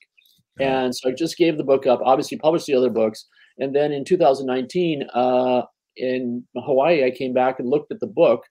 And I figured out that it's like Bradbury says, how could he be studying that? Because I say it so. And then I picked up that book in August of 2019 and wrote the rest of these 6. I had 50 pages that I'd written in 2001. And I wrote the rest of it in 9 months. So with no like outline. having a baby. I just made it up. I made up the whole thing as I wrote. It was 668 page novel. I wrote in 9 months. I mean, it tells me that when you find the way, like the moment of inspiration, you go, "Oh my God, I've got it." Then you can really scorch it. Right. That's exactly. Although, yeah, when I look at Crossing Eden now, I can see how just could have been that. The way I write the book is much complicated. Oh, did I disappear? What's up with that? No, we still see you. Still hear me? Yeah, you said the way you write the book is a bit complicated. Yeah. Yeah. So I guess Metropolis would be the anomaly. I just never had any problems with it at all. There was no such thing as, well, my dad had a good line about writer's block, for instance. He said, only amateurs get writer's block, professionals can't afford it. So I have always felt that way as a writer. I don't let myself have any blocks. I just write. And when I teach writing this, I tell people, just if you think, oh, I'm blocked, well, just write a page. Oh, it's terrible. Yeah, but you might get some idea out of it. You don't get anything out of a blank page. So I tell people writer's block is just either being lazy or afraid to write something bad. And it's better to write something bad than nothing at all. So anyway, I wrote Metropolis. It just was easy to write. And I'm writing a sequel to it right now. And it's also pretty much easy to write. I don't know how. I don't really know how Metropolis ended up being so easy. Stephen King says no novel of any length should take more than a season to write. But he, and I read all his books, his writing is kind of sloppy now and then, but he just blasts for it. He's got some, unending energy to finish these books. I mean, he's prolific, but you're saying sometimes you feel as though maybe like the second draft got onto the page instead of like a third draft? I don't even know if he writes like that. I just say that there's certain mistakes he makes here and there. He has a novel called Cell I really liked, but they're going along this band of people get out of the city to avoid being killed by cell phones, and they found this AK-47. They say, we're going to call it, we decided to call it Sir Speedy. That's on the left side of the page. Then on the right side of the page, it says, we found a AK-47 we were calling Sir Speedy. Okay, you just said that. 4 pages later, we had our AK-47 we were calling Sir Speedy. I know I got it, Steve. That is a bit sloppy, I got to say. But that's okay, because Stephen King's writing to me is really about storytelling. He's a really great storyteller. And if he hears this, like, Steve, I read all your books. Okay, so and I pay for there you go. I have 2 more questions in our last few moments with Monty Schultz, the author of the new book Metropolis. It's a novel coming of age story with a twisted sort of moral, apparently a moral about eugenics. Yeah, about eugenics. There you go. I mean, it sounds truly intriguing, Monty. Were you able to open doors? And I have to think that being Charles Schultz's son allowed you to, and there's nothing wrong with this, by the way. I mean, I think it would almost be, I'd fault you if you didn't use it to some extent to open doors and to make stuff happen and to kind of make some of your artistic dreams come together. No, it doesn't help at all, as it turns out. It just hasn't. I mean, I thought when I first published the first part of my Crossing Eden book, I broke it into 3 books and published it as This Side of Jordan. I thought, wow, so Snoopy Club has like 1 million fans. I thought if just 1% buys This Side of Jordan, which is what I broke it, retitled it when I broke it up, it's a bestseller. Apparently, like nobody did. So it hasn't. No, it's surprising. Some people become famous and they say, "Well, I had all these things happen for me. It's sort of amazing." It's just doors open. It just hasn't happened for me. Doors open is a brick wall behind it. So that's interesting. I mean, it makes sense now that you say it, that maybe that audience, the Peanuts audience, is different than the audience that might be into reading a novel. But nonetheless, out of curiosity, as you say, 1%, you would think. No, but it's that I think the thing is like if I were a cartoonist, I think it would it would have really helped, right? I also think, honestly, if Dad had been alive when I started to publish this book, Crossing Eden, where he's in it actually as a character, narrative, and some stories and everything, I think that would have made a big difference. Okay, but once he was dead, I might as well have been, Jim Jackson or something from someplace else. I'm going to ask you one last question. It's sort of uncomfortable, but that's why I make the big money, which is for questions like this. Okay. Growing up with such a successful father, I mean, who did become so much a part of the culture and has been celebrated in so many ways. I mean, it's just magnificent, the legacy of your dad. Right. And you seem like a really centered dude to be, and just in a really maybe that's the writer in you or whatever, I don't know, or the philosopher in you, because I know you're, that it's another area of interest to you. Did you grow up with any anxiety about making a living, or was that always something that you never had to worry about because of, you know, coming from this family that clearly, you know, had a couple of dollars as a result of your dad's success? I don't think actually I ever really thought about it because in hindsight, I can look at it like that. But I didn't really think about it because I don't think I ever really knew what I wanted to do. I was going to go to graduate school and then maybe I would be a teacher. You know, I mean, we came from a small town. Really, the rest of the family, relatives and everything were all lower middle class people. My dad's aunt and uncle moved out to California with us, got ordinary jobs. His aunt, my Aunt Marion, his Aunt Marion worked at the telephone company, right? And Uncle Bus, Wesley Reed, got a job as the custodian at the elementary school, okay, cleaning the school and driving the school bus. So I had no real reference to fame and fortune. I didn't really see it that way. And so I pictured myself just having like a regular job, I guess. And I mean, life evolves the way it does. Yeah. So, I mean, that explains why you're so centered. I mean, you didn't live the gilded life, you know? No, we were very comfortable. We had many advantages. And I don't deny any of them. I write what I can. I'm very pleased with Dad loved my writing and I love what I've written. I just feel like the gods said to me, okay, here's the thing. You make this choice. You can write a great book and 2 great books, okay? Or you can have commercial and popular success, which will be. And I realized I would choose to write the great book because once the reviews and the money and the fame is gone, you're left with a book on the shelf. Yep. And so that's how it's actually played out for me. I have no more expectations of becoming famous. Ooh, that's a nice cover. There's the book Metropolis, Marty Schultz's latest. So cool to meet you, Marty Schultz. I wish you the best of luck with this latest. What's that, Kim? I said, speaking of the book on the shelf, I just wanted to show a picture of it so so people can go out and grab it, you know, because it's a great work. It's a fun book to read. The cover, by the way, is by Angela Lizon. She's a painter from Bristol in the UK. It's really fabulous. So no, the book it's a fun book to read, and it's about eugenics. It's about what happens to a country who decides that the worst among us should be gotten rid of. Eugenics is more pernicious than genocide because it targets anybody you hate. So that's what the book is about. A college student growing up in this republic in the last days of the eugenics crusade. Wow. It's super intriguing. So is there almost a sci-fi element as well? It sounds like there's a sci-fi element, a societal, cultural question, moral questions. It's a moral question. It's I don't know. My publisher says it's kind of sci-fi. I said, I don't know. It's just a fictional republic. And it's I guess a dystopian novel. Right. And it's not about a pandemic, and it's not about aliens killing people. It's about us killing people and what happens in a society that does that. I guess the analogy would be like if Julian Bree, my character, were a college senior at Heidelberg University in Germany in 1943. Right. How does he live in that society?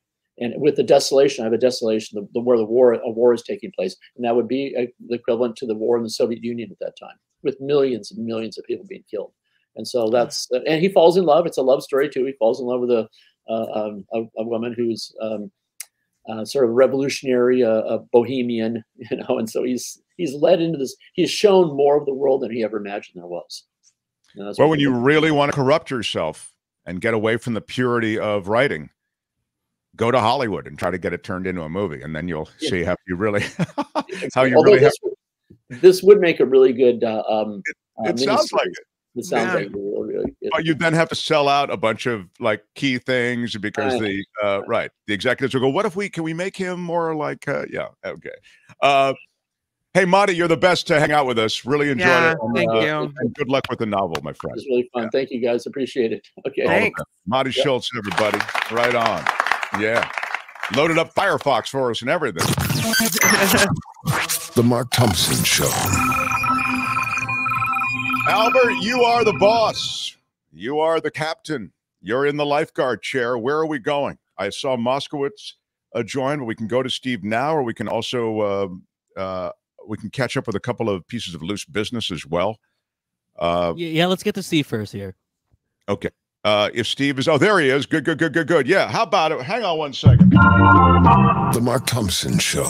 Give it to Give it a round of applause for Steve Moskowitz. Steve, you missed me waxing about you. I was quite, in my introduction, I just want to catch you up. We've hit 10,000 subscribers, which is kind of a big landmark.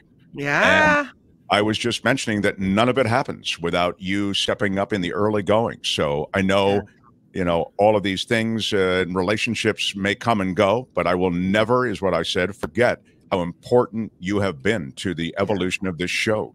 I could not have done it without you. So I really will always be grateful for your participation. Mark, I really appreciate that. And again, you're a tremendous talent, and it is a crying shame if people can't see you and hear you. So I'm glad that I could help.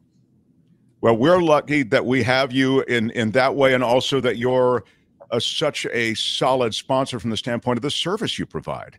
You know, we talked about these HR services that are provided by Steve Moskowitz. We've talked about, of course, the tax preparation, the business, essentially X-ray that he can do on your business, small business, to find you money. And of course, we've talked about ERC, because that's the pot of gold that so many don't realize that they actually are entitled to when they think they're not. That's right. And talking about the pot of gold, that's where the government is giving away, not lend, giving away up to $26,000 for every employee that you have for 2020 and 2021 that qualifies. But there's so much misinformation. There's two different ways to qualify. Everybody is going for the easy way, which is a certain drop in gross revenue. But the big disservice, a lot of firms are saying, well, if you didn't have the drop in gross revenue, no ERC, because they don't want to go into all the work that the other method requires to see if you qualify or not. So if you've been turned down by some other firm saying no ERC for you because your gross revenue didn't drop enough, talk to us and let's see if you qualify under the other method. And if you do, let's get every dollar to which you're legally entitled. And you can get just as much, every penny, with the alternative method as the first method. Yeah, it's interesting to me that I guess when people go and they get a quick look from an accounting firm that, you know, just kind of views them in a sort of assembly line way, they take no for an answer, when the reality is with a little more lifting, you can find the money. Absolutely. Just like going to a doctor for a second opinion. Reach Steve at 888-TAX-DEAL, 888-TAX-DEAL, 888-TAX-DEAL. Also online, it's MoskowitzLLP.com. You can go online. You can send him an email any time of day or night.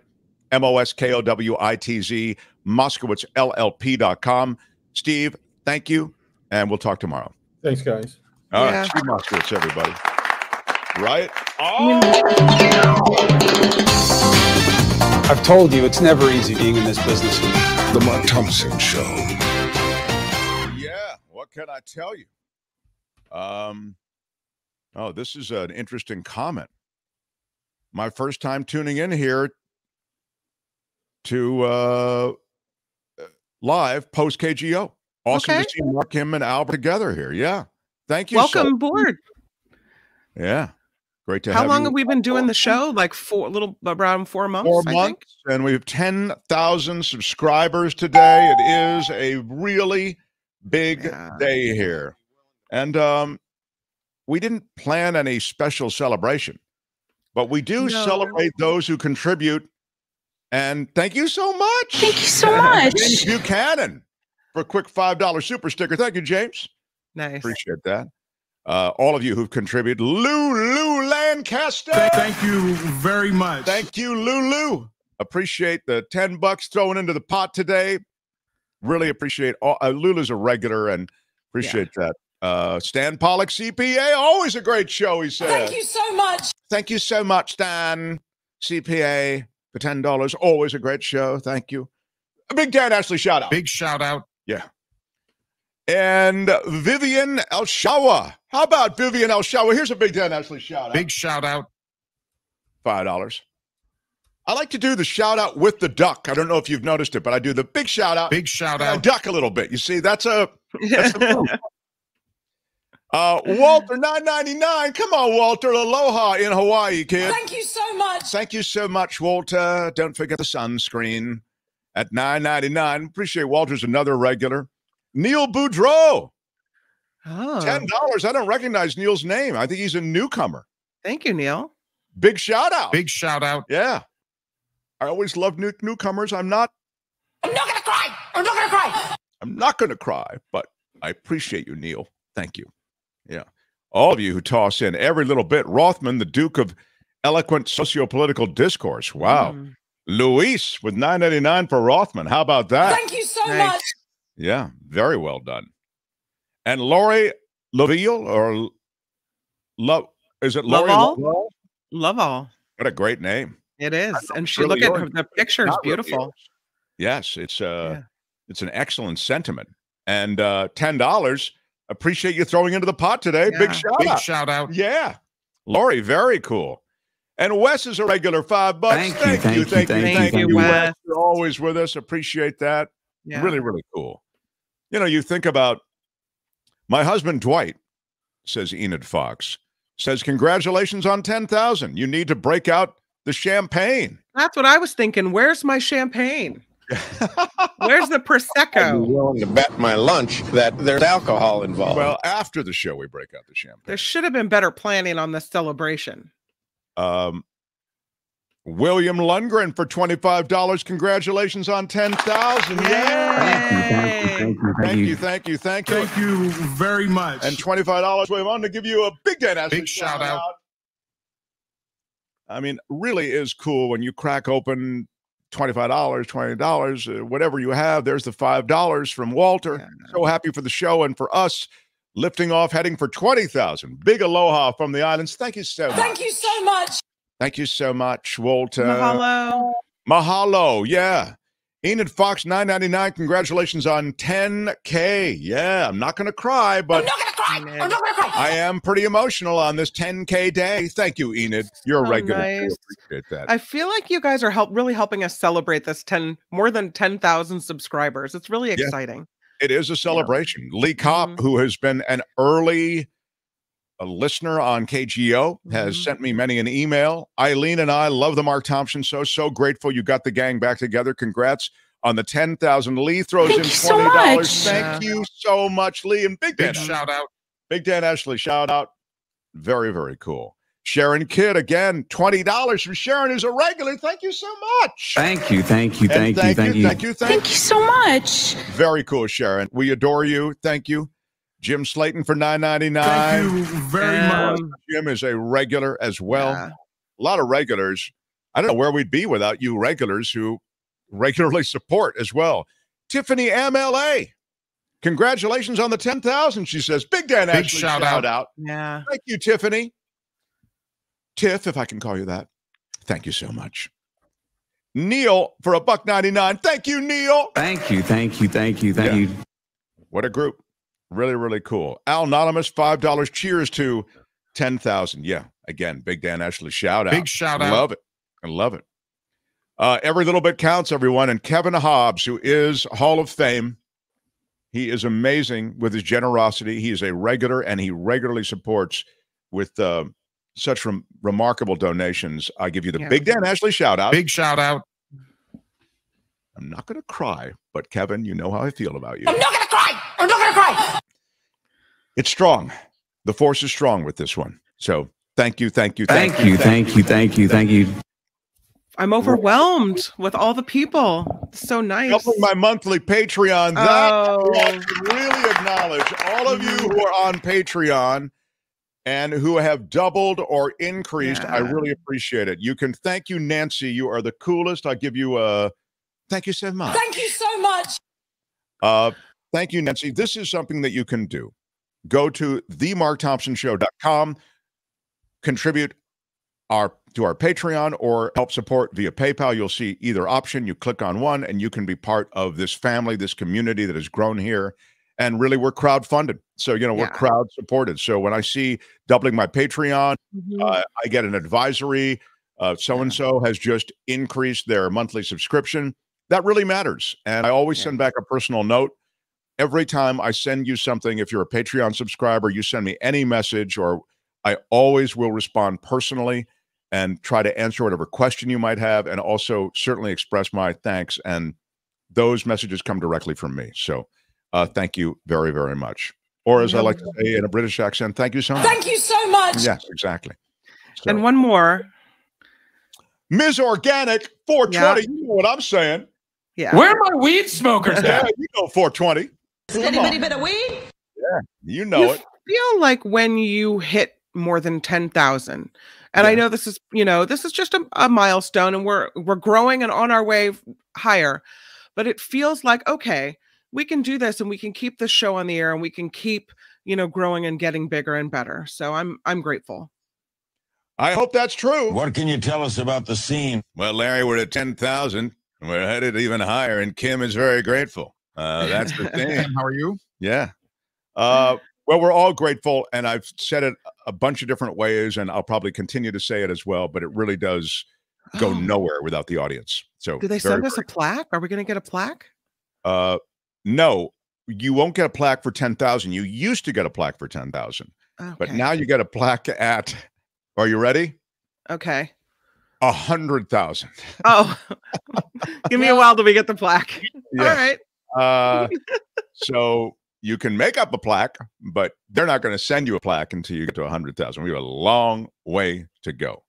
So I want to bring on Gina, but I have a major announcement also. And Albert, do you want to do the major announcement after Gina, or how do you want to do? You want to do the Marks Madness announcement before Gina? How would you like to do this, Albert? No, let's do it after. I don't want to keep the guests waiting. All right, I like that. I like that. Albert is taking charge. Really, yeah, I think he's really growing into his own. As they say. All right, we'll do it after. The Mark Thompson Show. Put it together for the new author and the former sidekick to Adam Carolla. She's one of the great broadcasters and news people that I've ever worked with. It is so cool to have Gina Grad with us, everybody. Hey, Gina Grad. Hey, thank you so much. And thank you to Albert. This is the first time I've ever been a guest that hasn't been pushed for a plug. So I appreciate that. It was touch and go. I would have pushed you myself. No, I heard it with my own ears. So again, thank you to Albert.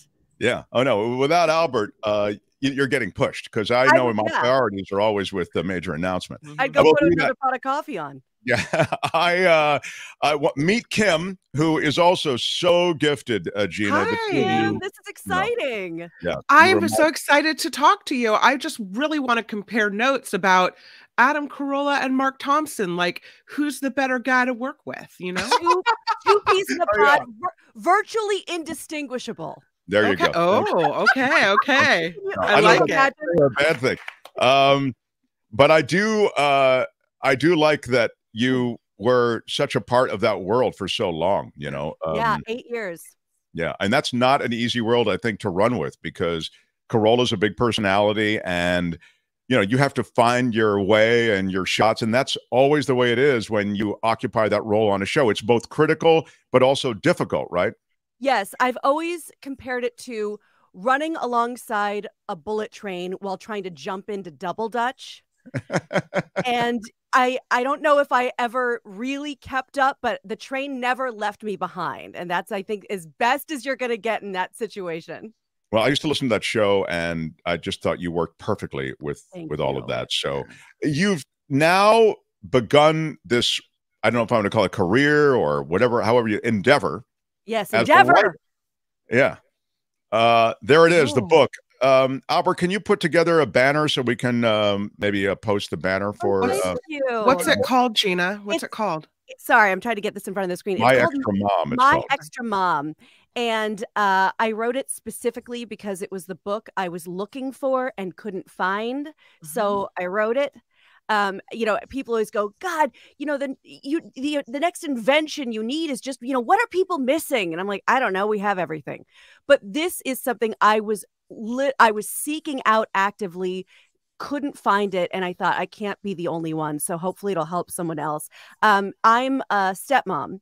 And I came into this little guy's life when he was 2.5, and I was desperate for resources to show him kind of who I was and what this family was turning into, and in sort of a very gentle way. And it didn't exist, or at least not in my pursuit of finding it. So we just sort of fumbled our way through the dark, made a lot of mistakes, had a lot of fun.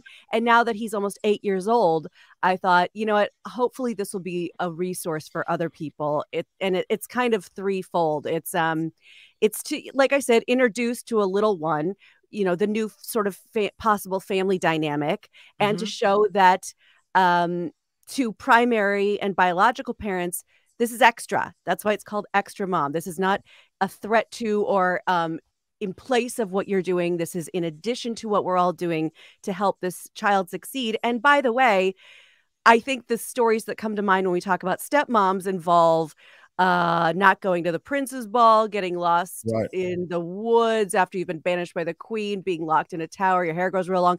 So kind of also hoping to change the vibe of what we think of when we think of stepmoms. It's so funny that you say that. It's so funny you say that, because I was just about to say, sadly, the moniker of stepmom has been smeared. It's got a stink on it almost. So it's always the evil stepmother. There's never a sense that you oddly could be upgrading with your stepmom, or just, as you say, it's the extra mom. And it's weird how children's literature is littered with all of these references to stepmothers who are bad. Right. Yes, it's part of the lore of society. It's you know, all over Europe, all over America. That's, you know, these stories and come from all over the world. And I get it. Easy scapegoat. I'm with you. I had stepmoms. We had better relationships than others. Some were okay, some weren't. But I get it. I just think that as a cross section of society, most people are good, and that includes the women that come into the lives of little kids because we fell in love with these men, and it's all gonna work out, and we can make it okay. I think step parents have a real opportunity to be that person who isn't the parent, but has more of a friendship and can really offer more guidance. And I've seen it over and over again. I have it in my own life. So you know, the stepmom isn't always the evil one. It's funny because I don't know if you're familiar with this term. I only became familiar with this term when I joined how many Facebook groups, because I'm real into Facebook groups. And there's a term that I'd never heard before called nachoing. And it is prevalent throughout the step community. Like Nacho Mama? What? Exactly. Yeah. It's nacho kids. Yeah. And so people, what is that? Some people subscribe to it, some people don't, but it's basically a more removed way of step parenting. They're not my kids. He has, you know, they have two primary parents. I'm going to step back and let them deal with all of this. And I think in my life, we have kind of a combination. I think we're a little more hands-on in this house, but when things really get, when I know that I am powerless and things are out of my control and it's really not my business, I do everything to go, well, you know what? I'm going to go on a walk. You guys have fun figuring that out, and I'll be back to make dinner in an hour. Well, you have so your stepson is in 3rd grade? Wait 1 second. Prevalent is 2nd grade. Okay. Okay, go ahead. Yeah. Oh, is somebody here? We ding SAT words on this show. So prevalent. Yeah. Anyway. Yeah. It's a good thing, not a bad thing. I don't know. I'm feeling a little trepidatious about the dinging. Oh, that's another dinging. It is, but let's not go out of our way. If you have to drive too far off the road for the ding, she is an author. It is a dingathon. That's right. We can all start up the ding words all day, but that's not what we're doing. So what was your question, Kim? I'm sorry, I kind of stepped on you. I didn't have. We were talking about the 8. I have a 3rd grader. I have a 9. Mine just turned 9. Oh, so I know what's going on in your house. So you know. Do you think your 3rd grader is ready for a new mom? Some days, yes, I do. What? I'm not gonna lie. There's some days where I'm like, Gina, could you please come on over, hang out? I need a break. Yeah. You know, the reason that this is also complicated is because sometimes the extra mom or extra parent is brought into a situation where there is the mom. Sometimes the mom is no longer in the picture. Sometimes the mom is kind of this the natural mother I'm talking about is not the best person. toxifies the kid's view of the extra mom. You realize that, I mean, you've got your own world to navigate as the new parent, if you will, as the new person in this super important relationship with the child. You're absolutely right. And to that, I'm so glad you highlighted that, because everybody comes from a different situation. I have finally realized I'm a very impatient person. I like the instant gratification. But as I get older, I realize it don't work that way. So I've had to sort of succumb to the long game of everything. And what I've realized is that actions are what solidify thinking in the long game, not just talking. So what I mean by that is my husband and I setting a really nice, solid example to my stepson of what a healthy, excuse me, I'm getting over a little something, what a healthy relationship looks like, what it looks like to communicate well, to have a lot of laughter in the house, a lot of joking, a lot of love. That's going to go a lot farther than, you should really, da, da, da, da, da. We try to show, in fact, if my husband and I get a little spat, I would never do this because I'm not this confident, but my husband will call in our stepson and go, hey, I want you to see this. Gina, I'm really sorry. I messed up. Here's how I bet it made you feel. Here's how I'm going to fix it. Now, again, he's a better person than I am. Wow, he's involved, man. And he'll make our stepson stand there and watch. Man, because this is how you apologize. Yeah, wow. He knows that he has a boy. My lunch that there's alcohol. He is treating his boy how to treat a woman. That's right. Exactly. So that's what I mean. But, a lot of these situations, I think, either if you don't know what's going on in the other house, or maybe, you have fears about that, as long as things are solid in your house and you're kind of cleaning up your own mess, kids see everything. They have an example. And I hopefully, I don't worry about, I don't put too much stock in that, because I know whatever happens here, I know he's getting what we think he needs. That's really cool. Are you doing a podcast now? I feel like you are, right, Gina? It's funny you should say that. I needed a break. I've had a mic in my face every day, literally, since 2006. And between KLSX and all the podcasts and the Pretty Good Podcast and KFI and 100.3, and I've never. This is all daily, by the way. So I took a little break, but as you know, my dear friend Teresa Strasser and I had a podcast called Easy Listening, where it was kind of like Talk Soup for podcasts. She's another super talented person. She's wow. incredible. She has a book coming out in June that I absolutely think you should talk to her about. It's going to be incredible, but way bigger deal than mine. Seriously. I mean, this is a big deal. She's doing a grief and baseball kind of, it's amazing. But anyway, we may get the band back together is what I was going to say. I see. Right now, I just need a little break. It's hard. I mean, these podcasts and shows and these live streams that we're doing now, it takes a lot of energy to do it if you care about it. If it's just like something and you don't give a damn, well, then, but it'll only get so good. And to evolve it, I find it exhausting and constantly thinking about it, and you're preoccupied by it. And I know that kind of work ethic you have. So yeah, absolutely. And you know what my favorite joke is, and you guys will totally understand it. Hey, I want to get rich. How do you do a podcast? Right. Everybody wants a podcast. They think it's money. And books. Oh my God, if you only knew how much I was in the hole. But I felt so called to do this. It's going to be a series. So I'm just I think this is kind of my lane right now. Well, we're showing it on screen now, My Extra Mom. And Gina, how do people get the book, My Extra Mom? It'll be in all your fancy retailers soon enough. But right now, look at you. Thank you. Great. But right now, Amazon is the easiest, most efficient. It's in, hardcover, soft cover, and Kindle. And I'll even be doing an audio version soon, and that'll have lots of. Wow. Girl, you just woo. You do, baby. There's never been anything like this. Yeah. Oh, thank you, Mr. It really is. You have arrived. Can I highlight one thing about the book that some people might not know?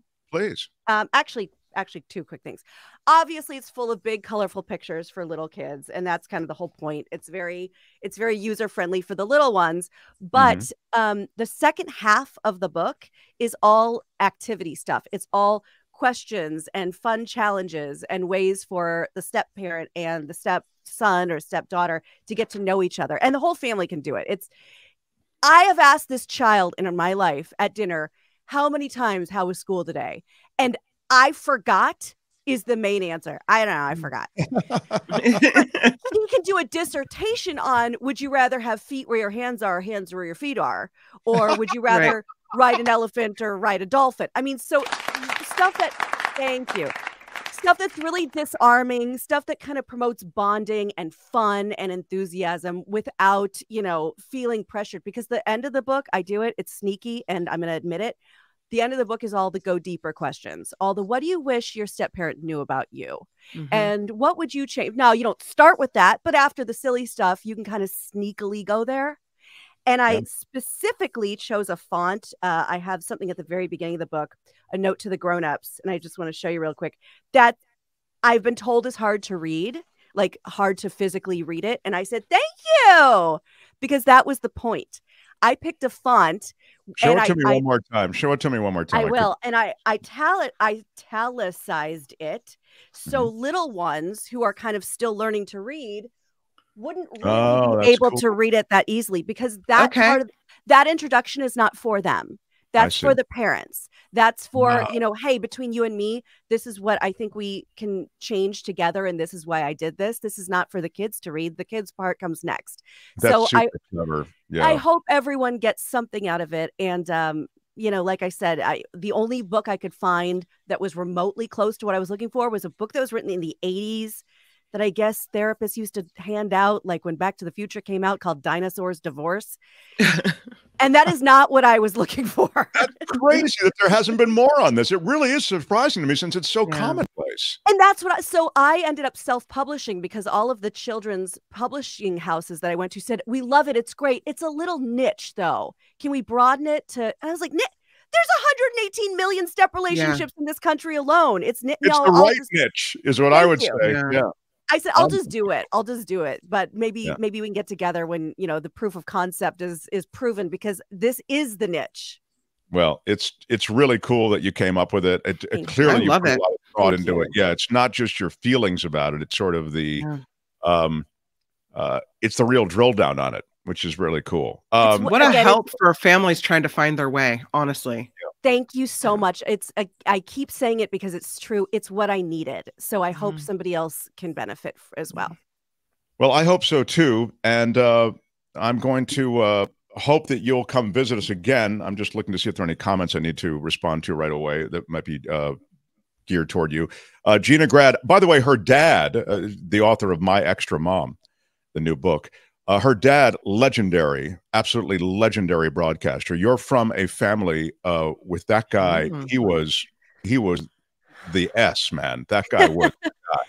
Thank you. I couldn't agree more. I always thought that, dads, radio was just for old dads and they scream sports scores. And then I realized, like, he's onto something, and the grads need to talk, and he supported me. He was instrumental in getting me into this field just by being supportive of me. When people say, like, oh, Nepo baby, I go, oh yeah, totally. So check this out. I worked at a retail store on Rodeo. I was horrible at it. Finally, when I was going to jerk the wheel into oncoming traffic, I called him and I said, I got to get out of this. Like, can you help me, please? He he got an interview for me at KLSX. I showed up in my Hugo Boss suit with a briefcase because I was so desperate. I wanted to show them. They said, what do you want? Who are you? I go, I want to be in radio. I'll do anything. So they said, hold our beer. And I ended up keeping my Rodeo job, but for a long time, answering the phones in the middle of the night on weekends for the public access show. So when I tell you, that's an incredible story. When I tell you I was born with a silver spoon in my mouth, believe me. Wow, that's extraordinary. Yeah, and Gina's dad, Steve Grad, that's a great story. I never knew that about you. you've come up through it all, and I had no idea that you really, were through the school of radio hard knocks on the way up. I was this close to being on the street team, which I wanted to do, by the way. So like throw out, the street team, right, Kim? The promotions department. Absolutely. Out there on the exactly. And then I would go in alone and with a friend and practice and do fake shows in the other room, Frosty, Heidi, and Frank's room for anyone who's local here. And then when a man named Tim Conway Jr. needed a producer, he said, "Hey, who's that chick that's always talking to herself in there?" And then he picked me. So it was just kind of these kismet, right moment, right place opportunities. Well, that's the way it works. That's the way life works often. But it's all, what is the saying, when luck meets, what is it? Preparation. Preparation. Yeah. You really have, you got to hit. Yes. Yeah. Opportunity means something. And say, somebody help me. What's the phrase? Anyway, I don't know what you're talking about. Ignore him. Gina, you're awesome. That's what I know what you are talking about. Yeah, I don't know what I'm talking about. It is Gina, good luck with the book. Thank you for being here. And let's make this visit something that we do regularly. I would love to. And you know what? If you need any poker advice, Jennifer Tilly is always happy to give you some poker. Jennifer Tilly! I know that you're friends with her, and I just want you to know how much I love her. That is a great impression. She is a dear friend, and you remind me we should have her on. Maybe we have the two of you together. Yeah. We did that on the Corolla show. My heart almost exploded. We had basically dueling Tillys, and I would do it anytime. Oh, that's terrific. I gotta go back. That's real. Yeah. All right. Gina, thank you. Gina Grad, everybody. Thank you guys so much. Yeah, nice to meet you. You too. Thank you. Bye. Bye. The Mark Thompson Show. Now, this has been a cool show. We had a lot going on today, and I really appreciate everybody who stopped through today. We have some very big contributions that I feel we need to acknowledge before we end the show. Please. A major announcement from the Mark Thompson Show. A major announcement. We do a major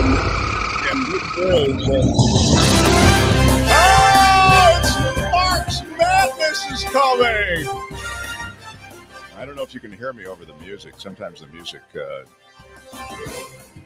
But the fact is that March Madness is coming, and I believe, Albert is the commissioner of March Madness. We will run it, Albert, weren't you telling me, concurrent with the actual tournament. Isn't that right? Go ahead, Albert. What is the story?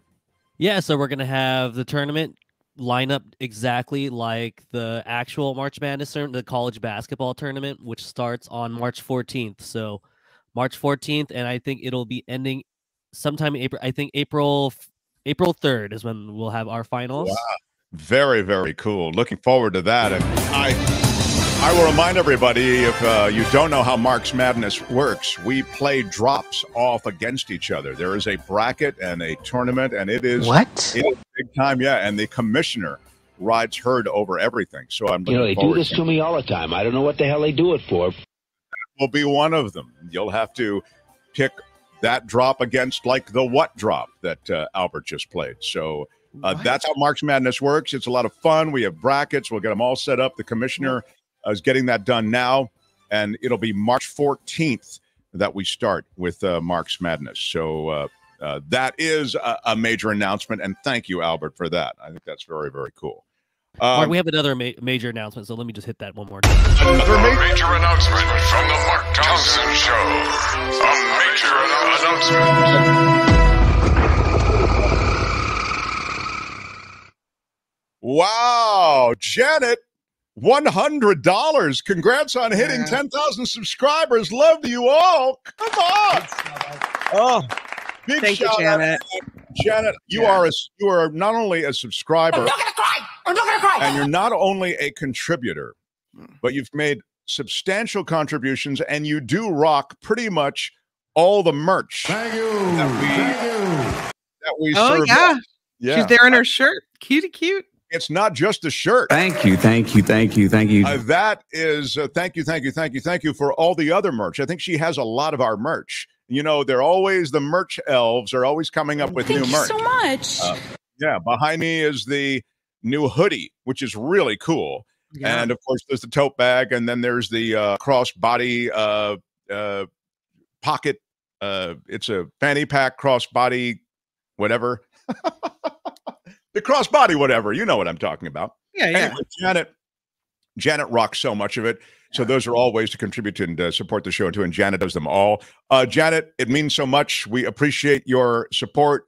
You were here early, and we appreciate you still being here. So, Janet, thank you. Yeah, very, very cool. Debbie, I saw it go. It came and went. Debbie, $49.99. That is a major, big shout substantial, big shout out worthy donation. I'm not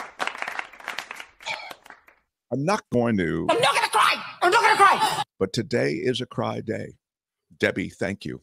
Really do appreciate it. You're another regular, and I very much appreciate it. Yeah. All of you who have become regulars and support us, it means so much. So 10,000 is a huge deal. Rosalie Sestone? What up, Rosalie? I don't recognize the name, but I like that you're part of it. Yeah, absolutely. Yeah. Thank you so much. Thank you very much. Yeah. Thank you so much. Thank you so much, Rosalie. I give you so much because you're new, I think. Scott Jizz for $3.99. What up, Scott? Thank you so much. Thank you, Scott. Thank you very much. Here at the end, Thank we get a you. couple additional contributions. We appreciate it. Karen Smith for $25. Karen from Chico. Congratulations, Mark, Kim, Albert, and Tony. I've listened and watched since you all got booted off of KGO, aka Station X. You're all awesome. Thank you, Karen. Thank you. That is really, really cool. Who else was from Chico? Dave was from Chico, Karen. You know Dave, the straight up right in guy? Straight up right in, no problem. That's Dave from Chico. I don't think he made it over, though, from KGO. I haven't heard from Dave. Anyway, Karen Smith, thank you so much. Really do appreciate it. I appreciate everybody who's migrated here from KGO, especially since we didn't really have a chance to tell you where we were, you know. So a really cool, I think, a cool day.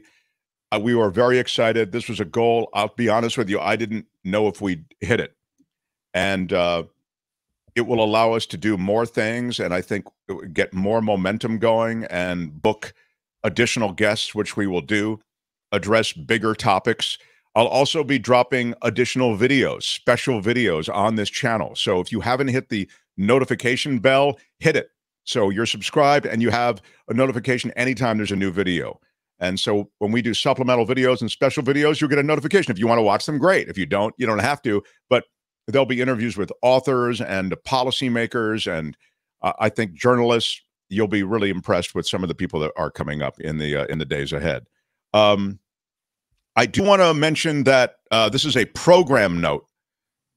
I guess it would be a major announcement, Albert, if I can. I hate to say it. A major announcement from the Mark Townsend Show. A major announcement.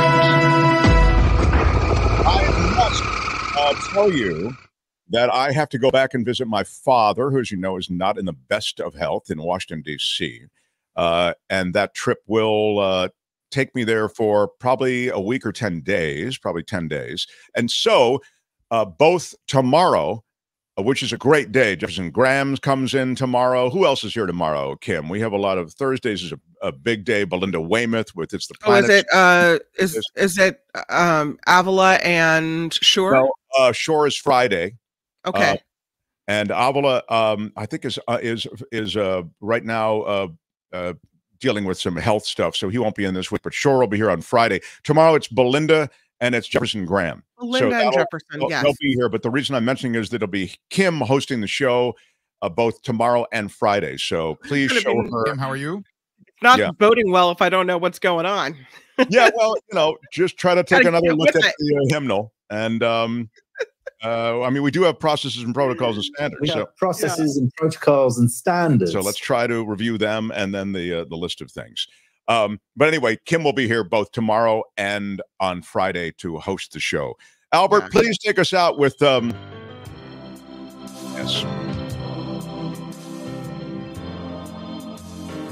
I feel as though we should put our hands together and reflect on where we've come and where we are going. The Nikki Maduro show is coming up. What's happening with the Nikki Maduro show today? All the snowfall bringing avalanches. Looks like college majors that you should avoid if you actually want to make some money, honey. And do you expect fast food restaurants to be family friendly or not? No. Nikki Maduro show started 5 minutes ago here on YouTube. Wow. Very cool. Nikki Maduro show. Join us over there. Yeah, the Nikki Maduro channel. She's got a whole channel. What he's got going here is a situation. They've got a situation over there on the Nikki Maduro channel, so check it out. Thanks, everybody, all of you who have pledged and support us. And Shadow, thanks. For the Mark Thompson Show. Bye-bye. Until tomorrow. When you'll visit with Kim. Thank you, and bye-bye.